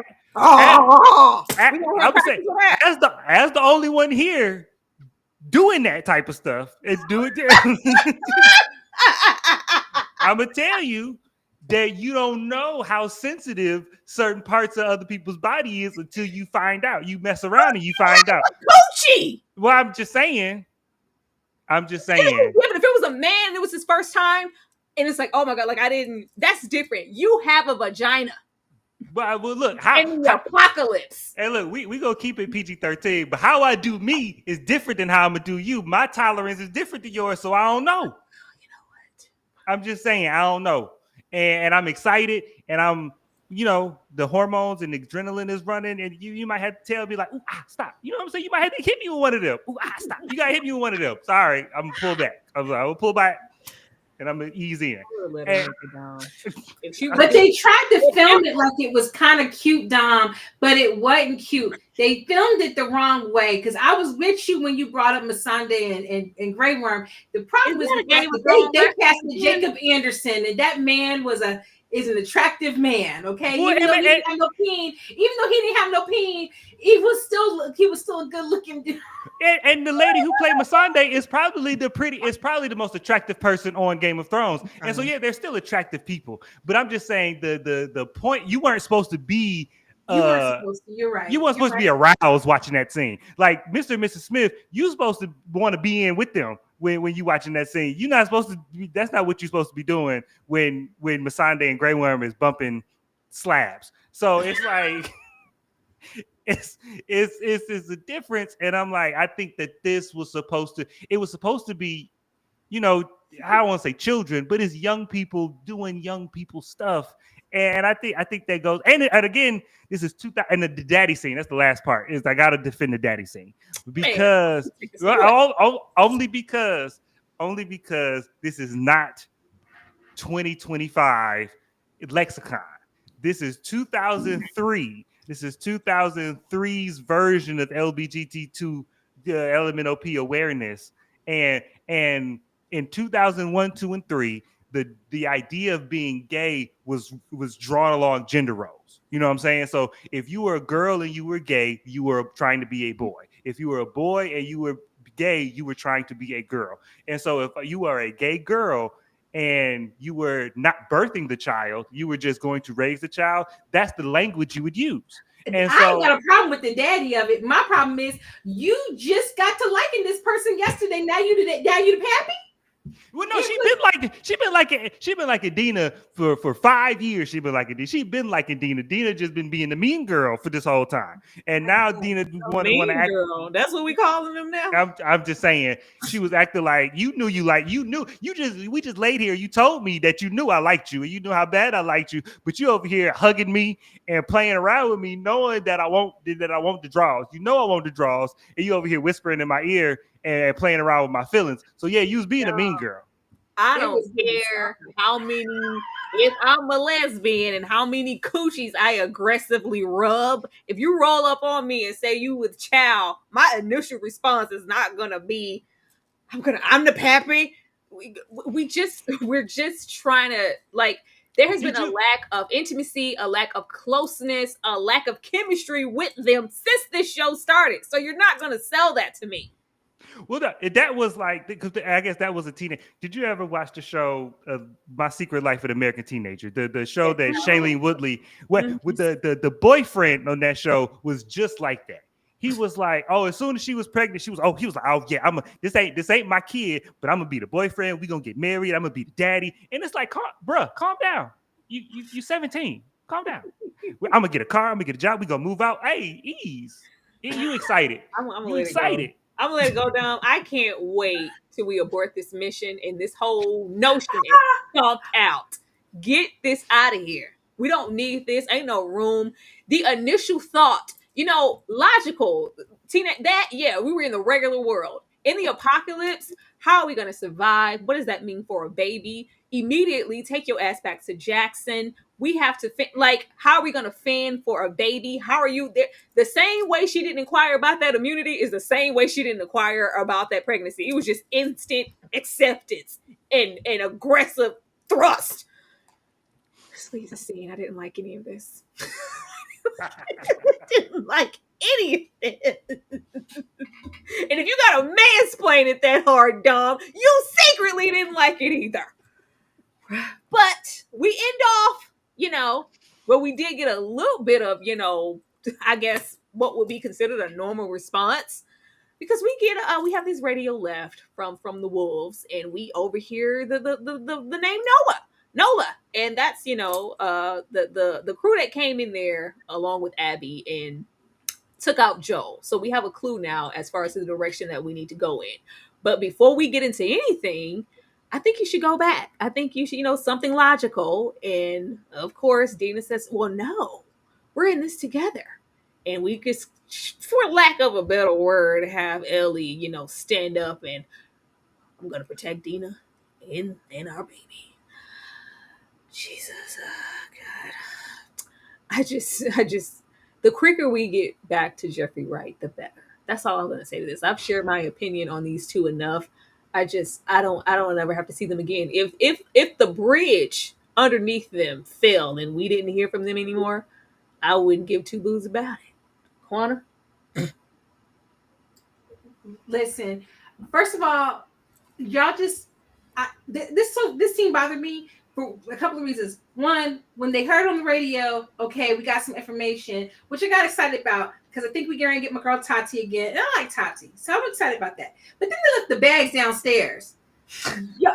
Why are you leaving stuff behind? You left the bag downstairs, went to the roof. You don't know who's coming after you. I'm gonna need at some point in time somebody to clock in and realize that y'all are in the post-apocalyptic situation. Please act like y'all done been here before. So that bothered me so bad about this scene. We need help. We need backup so bad. I'm gonna need them to send Dina, go back to Jackson, send the troops because they're not cut out for this. They're not cut out for what's to come at all. Dumb. We gonna protect this baby because that's my seed. Oh no, I got no attachment to the baby. The baby need to go. The baby need to go. And it's nothing worse. It's nothing worse than babies in the apocalypse. It's nothing worse than babies in the apocalypse. I can't stand babies in the apocalypse. They're not interesting. They're not engaging. They're gonna do what babies do, and you can't get mad. So Chuck the baby. I won't.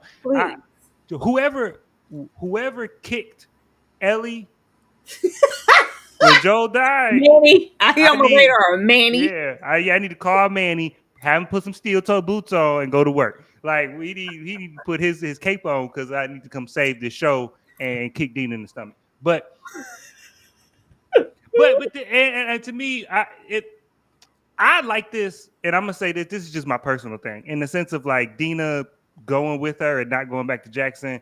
I hate the let's split up. I hate the I'm a ride with you, but no, you got to go away because I'm gonna protect you. No, we on the same page. We got the same capabilities for the most part, and I didn't made it this far, and it just makes no sense because you're gonna die. I mean, you should have died already. You might as well do this together. I like that. I just to me it makes sense, and that's the only way we're gonna get this baby out here is if Dina's long for a ride. Because if Dina go back home, she's gonna have this baby, and so I need her to stick by Ellie's side. I'm gonna stick beside him so she can fall. Crazy. And that's the only thing. So yeah, it's a wild work. Stick beside her so you can get kicked in the stomach with some steel-toe boots. Because it's coming. It's coming. Ashley, go home, Roger. When she offers and extends that invitation, go the hell home. Unless you do like Jasmine said earlier in the chat, Dina gets bit.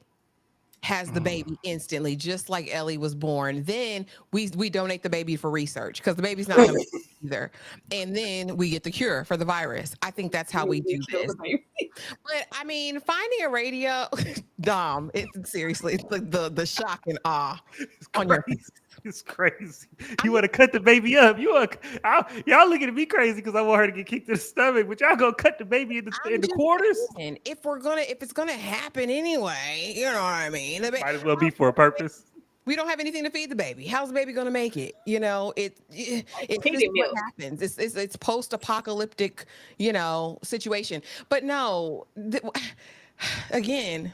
Dina for the streets is a liability, even in this, because now I don't just have to worry about you and your incompetence. Now I have to worry about this unborn whatever that you are going to maybe one day give birth to. I'm very aggravated by this, girl, because what are you going to do with this radio? You haven't moved up to this point like you have any sense at all, Ellie. So for me, finding this radio, getting this information, what are you going to do with this intel? What are you going to do with this information? Are you going to be wise enough to use it to forward your mission? And at this point, I want to know, my question is, do you even really care? Do you even remember while you're on this mission? Because your focus has been all over the place. And just to speak to something Dom said earlier, as far as her having ADHD, I believe that that's true. However, we have seen her laser focused. When Joel was bleeding out, in that desolated room. She was hyper focused for however long it was for him to sweat everything out that he needed to sweat out. She was on task. She's capable of being on task and being solidified. I think that this baby and Dina is taking away from her motivation for vengeance. And I need that because it's not justice, like she said to them people. It's not justice, baby. It's vengeance that you want. It's vengeance that we need from you, Ellie. It's the only way I'm going to like her. It's the only way. It's the only way I'm going to like her moving forward. Bring some new people in. Get Dina out of there. Let her come to term, though, so we can use the baby. Get her out of there. And let's build a team on the outside of rogues. You gotta let it go, Ashley. I think they want us to like immediately, because for budgetary reasons, whatever, we couldn't utilize Pedro in the way we maybe wanted to. It's like, forget Pedro ever existed. This is a new venture. We're on to, this is what you're getting. Be set. I don't think. I wouldn't be surprised if that baby came into fruition. I don't. Now, what Issa say? F them kids. This is her new motivation. This has replaced that. So I will be interested to know if we're gonna, even is this all for you, Joel, or are we gonna now be on a mission to strictly not my wife and child? Are we just gonna be on protecting like at all every single step of the way now? Are we gonna be preoccupied with, are you okay? Is that like, girl, oh, that's the last thing I need. You babysitting Dina on a mission. Girl, we're supposed to be in stealth mode. Pissing me off. But these idiots. There's no dimension between these two. They're the last aspect of the show that I ever want to be with, and it's not seeming to get any better, even with the 4th episode in an expectancy of the rest. How can this show be saved? It can be saved the way that I wanted it to be saved in the first place. I don't know anything about the game, so I didn't know about the Seraphites and who they were.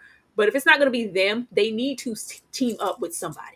If we're not going to have somebody coming from Jackson, Tommy, whomever, they need to meet someone. We need not only just for muscle, but for purpose and dynamic. The dimension between these two are just non-existent. As far as I'm concerned, they're literally the same person.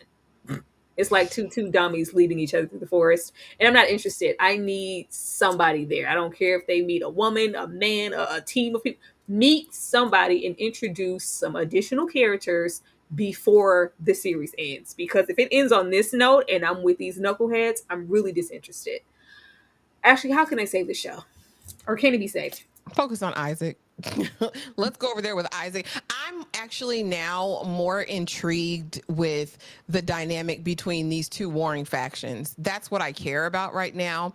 I think if we can get back into the main thing being the main thing, which is that Ellie is the possible only hope for humanity. If we could somehow lean back into that, that would even be better for me if we're not going to go on our revenge mission, because that's all I want. I wanted a vendetta. I wanted carnage. I wanted a wake of bodies. Like, that's what I wanted from this, and I don't think I'm going to get it. So then give me the warring factions. Give me the wolves. Give me the Seraphites. Let's lean into that more. And like I said, if immunity can be gained, if there's any hope for the future with Ellie's DNA, let's go back to that, because this kindled whatever this is, I don't want to see it anymore. Like I said, do not leave me alone with the two of them anymore. Bring somebody next episode in to cut this up, because I don't know what it is. It's not even a good friendship dynamic for me. Like, I don't really believe Dina is authentic, and that's probably my biggest issue. I don't think she knows who she is, which, I mean, for her age, she doesn't have to, but I don't feel a genuine sense of anything. I felt like she's been petty since we first met her with the whole, Joel invited me over. Are you coming? Like, I just, Dina grieves my spirit. I just do not enjoy her, and I don't like the dynamic. Like I said, let alone as a friend or lovers. It just doesn't give any of that one big happy family for me. I don't. Yeah. I will say, I don't want this to become a teenage show. I don't want to be on the CW. I don't want no episodes of Riverdale. This could easily turn into that. If we introduce I wish it was somebody else. It had to be Jesse's. If we introduce like a love triangle, and please don't do that. Quanta, how can they save the show? I I don't disagree with anything that Ashley said. I think that they need to focus and lean in on Jeffrey Wright's character, Isaac. And I think they need to maybe figure out, I don't know if there's any going back to Jackson, because they rushed us away from Jackson before they could do something truly interesting with that. That was an interesting location, and they could have done a little bit more there. But now that we've gone away from it, I don't know. The only thing I can really think is show us the threat that these groups pose to Jackson, and then get us back on course for that. Because otherwise, just with Ellie and Dina and the will they won't be a rom-com of it all, that's not what anybody signed up for. That's actually the antithesis when we thought we were getting this not cute, but show about this man who's rough and tough and worn out from society, and having already lost a kid is now protective of this other kid, to then jump into a whole new thing where now we're dealing with that kid being a semi-grown person and whatever's going on with her. I don't think we want that. That was too much of a jump, I think, for the average fan who did not play the game. So they got to take us back to the things that made the show really interesting, which is the lore behind, the different types of zombie people and the factions and types of people that have evolved in this world. They got to get us back there quickly, because do they know they have 30 minutes? 30 minutes. 3 episodes. There's 3 episodes left. Well, Dom, you're pretty satisfied with the show so far. Is there anything that would make the show better for you, I'll say? Well, I will say I just like this episode. I thought this episode was fine. Mm-hmm. I do think they rushed a lot of it, though. I felt like this, like, if I didn't know the game and I didn't know what was going on with the game, and that they had to kill Joel, I would have, because they started the season showing us, because the first season was about Joel and this kid, his surrogate daughter, and that relationship, and then they start this episode with they start the season with a time jump, and now it's Joel dealing with a grown daughter, or a daughter growing up, and so that dynamic and how that's different, and then they took the rug from out of us, and it's like, nope, she's just gonna be grown on her own, and now she's in a relationship, and now all of this other stuff is very all in about an episode. Like we switched from one to the other in an episode, and with only, so I think that was very jarring. I just thought this episode, for what it was supposed to do, I thought it did it pretty well. Mm-hmm. I don't think we're going back to Jackson this season. Because in 3 episodes, what I think The Last of Us, just not even with Jackson, but just in general, I think they're trying to be like the anti Walking Dead. In the sense of, like, a lot of the tropes that The Walking Dead fell into, where we walk, then we get somewhere to stay, and we got to stay here in this makeshift home until somebody comes and tries to take it from us. And that's every season. I think they're trying to get away from that trap. And so I don't think we're going to see Jackson again this season. I don't think we're going to get another assault on Jackson this season. I think that Ellie and Dina are going to be caught in between this war between the Seraphims and the Wolves, and I'm hoping, like you said, that somebody comes in to break up the dynamic a little bit. I'm hoping Tommy shows up. I'm hoping Tommy is like, well, I didn't want us to go get revenge because Joel's already dead, so that's just gonna waste more lives. But now that Ellie's actually gone, I think Tommy would be up for going to save a life. Well, they keep saying that Tommy, he did initially go in the game, so maybe he'll show up to save them. That's what I think. I think one of these episodes, I think Tommy's gonna show up, and that'll be the adult presence that we're so missing with them. I hope it's next episode. I doubt it. I think things will get a little bit more dire before he shows up. But I think that's where the rest of the season is. I think they're just going to be in the middle, and they'll be the audience surrogate for this war between these two factions. I'd be very surprised if we go back to Jackson before the end of the season. So tragic. I'm just really gonna give Tara nothing to do. Thank you so much for the super chat, Darfalina. It said it was Dina pulling out 4 and 5 pregnancy tests that all expired the same year Ellie was born. That really blew me. Yeah, yeah, she pulled them out. Like, well, yeah, they're all expired, Dina. It doesn't matter how many of them that you peed on, girl. But she said if I got enough of them, they wouldn't all show up with these 2 lines now. That must mean that I'm a child. She did say she was late though, super late. Thank you so much for the 199. They act so brand new to the apocalypse. Extremely brand new. I don't know what it's gonna take, because if it's not losing Joel for us to get a little serious, then hell, this is just who they are. And I don't think they have enough time or are gonna hold enough of the fans' interest to this for this to be the grower that they want it to be. I don't have no predictions. I don't even want to have any. Oh, yeah. I'm gonna skip myself. Quana, any predictions for episode 5? Yeah, I mean, I do feel like somebody has to show up at this point. I think, Ellie and Dina, they're going to be off headed toward the white building, to try to encounter the crew that we know that they've been searching for, Abby's crew. And I would imagine that before they get there, somebody is going to have been on their trail and come up, if nothing else, to complicate the situation. Let's say that they're super stealthy with it and they're able to kind of roll up on somebody without getting somebody else getting the drop on them. I think someone would have to roll up on them to complicate things for them, or to help get them out of a sticky situation.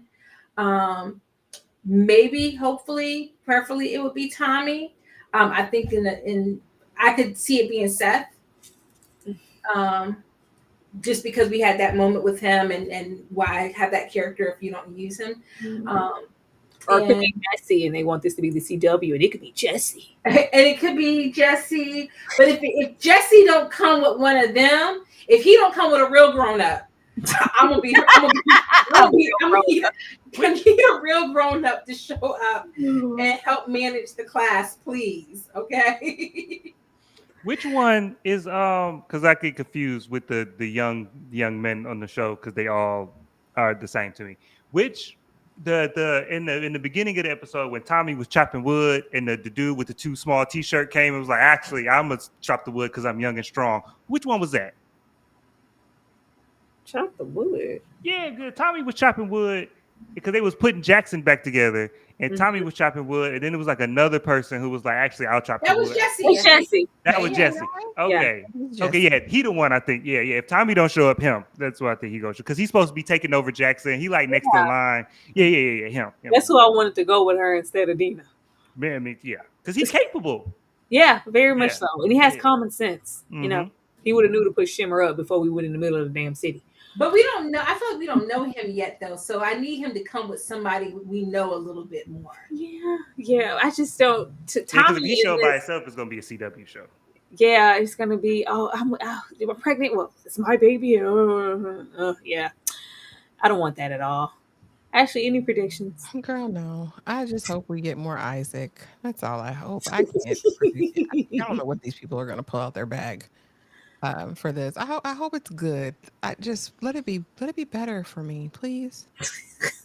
That's what I put him here for. We just want more Jeffrey Wright. You never, spare on any expense for Jeffrey Wright. We already lost Pedro. Y'all got one job.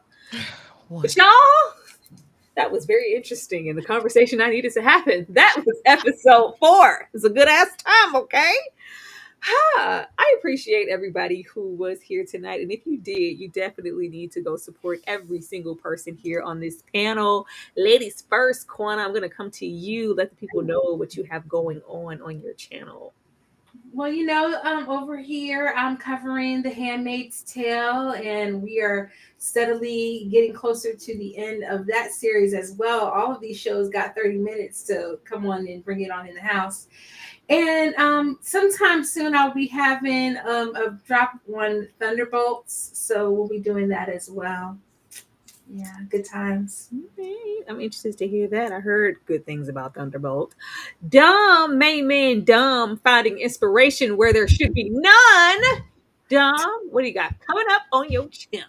Oh man, over at the Screen Static, I just dropped this morning. I dropped a new episode of my Let's Talk About It series, where I just take a hot take and lay out my argument. so we can debate about it in the comments. So this episode was why you're wrong about how you feel about Tyler Perry movies. Yeah. and so those will come weekly, and then I'm gonna do my thoughts on Thunderbolts and why I didn't like it, but why you will. So I didn't like it, but I think you will. That's coming. And yeah, just shows and reviews. Come on over. It's gonna be a good time. Thank you, Dom. Ashley, anything you want to share with the people? Yeah, y'all come back tomorrow night. Y'all know this is our first time watching The Wire. We hope to finish up season 3 tomorrow night, so be there for that. On Wednesday, there's going to be a special surprise for the members only in the Discord, and we'll be streaming it to everyone, so that's really going to be fun. I'll let Tyra reveal that. On Thursday, though, we will be doing a live reaction to Poly Family, and then immediately after, we're going to be talking A Simple Favor and Another Simple Favor. Me and Tyra have seen neither of these movies, so we're both going to watch them and discuss all things that. And yeah, guys, just check the schedule. Make sure you're subscribed, have the notification bell on. We do have a movie marathon scheduled for this Sunday in honor of the mothers, and the theme is A Mother's Love. And I don't think any of these choices you would have thought of. So come join us. It's going to be fun. Always. I am currently 23 subs away from 30K. So if you guys could support me and run that up and get your girl there, I would definitely appreciate that. Can't wait to reveal the surprise for the subs, all the people who love The Wire and whatnot, as far as what we will be doing Wednesday for you guys. That'll be tomorrow. Be there pronto for all things. We in season 3 of The Wire. Boy, I can't wait to see what's coming next. But we also have our Saturday members only late Saturday night movie watch along, our little blockbuster situation. It is my choice. I am going to leave you guys with that pick. And if you guys want to be there for that, be sure to become a member of the Sweet Peas or of the Struggle, and we would love to have you. But that is it for tonight. Be sure to support everybody that you saw here on the panel if you love what they had to say, and be sure to drop down in the comments at the bottom. You know them. Y'all do know that's still down there, right? To be looking real bleak down there. Go down there. We love to hear what you guys have to say and your predictions and all that good stuff. And, even respond sometimes, and get some camaraderie down there and talk to you guys. But we will definitely see you guys next Monday for the next episode. And everybody have a good night. Good night, y'all. Like it or not, you're a dog. You're a good dog, but you're a dog nonetheless. Get off! What did you call me? I want a man who knows what he wants. I guess I'm doing what I want. Hope you doing what you want. What you and I do is not make love. What would you call it then? It's definitely not making love. You ever heard of the Mo Better? Mo Better makes it Mo Better.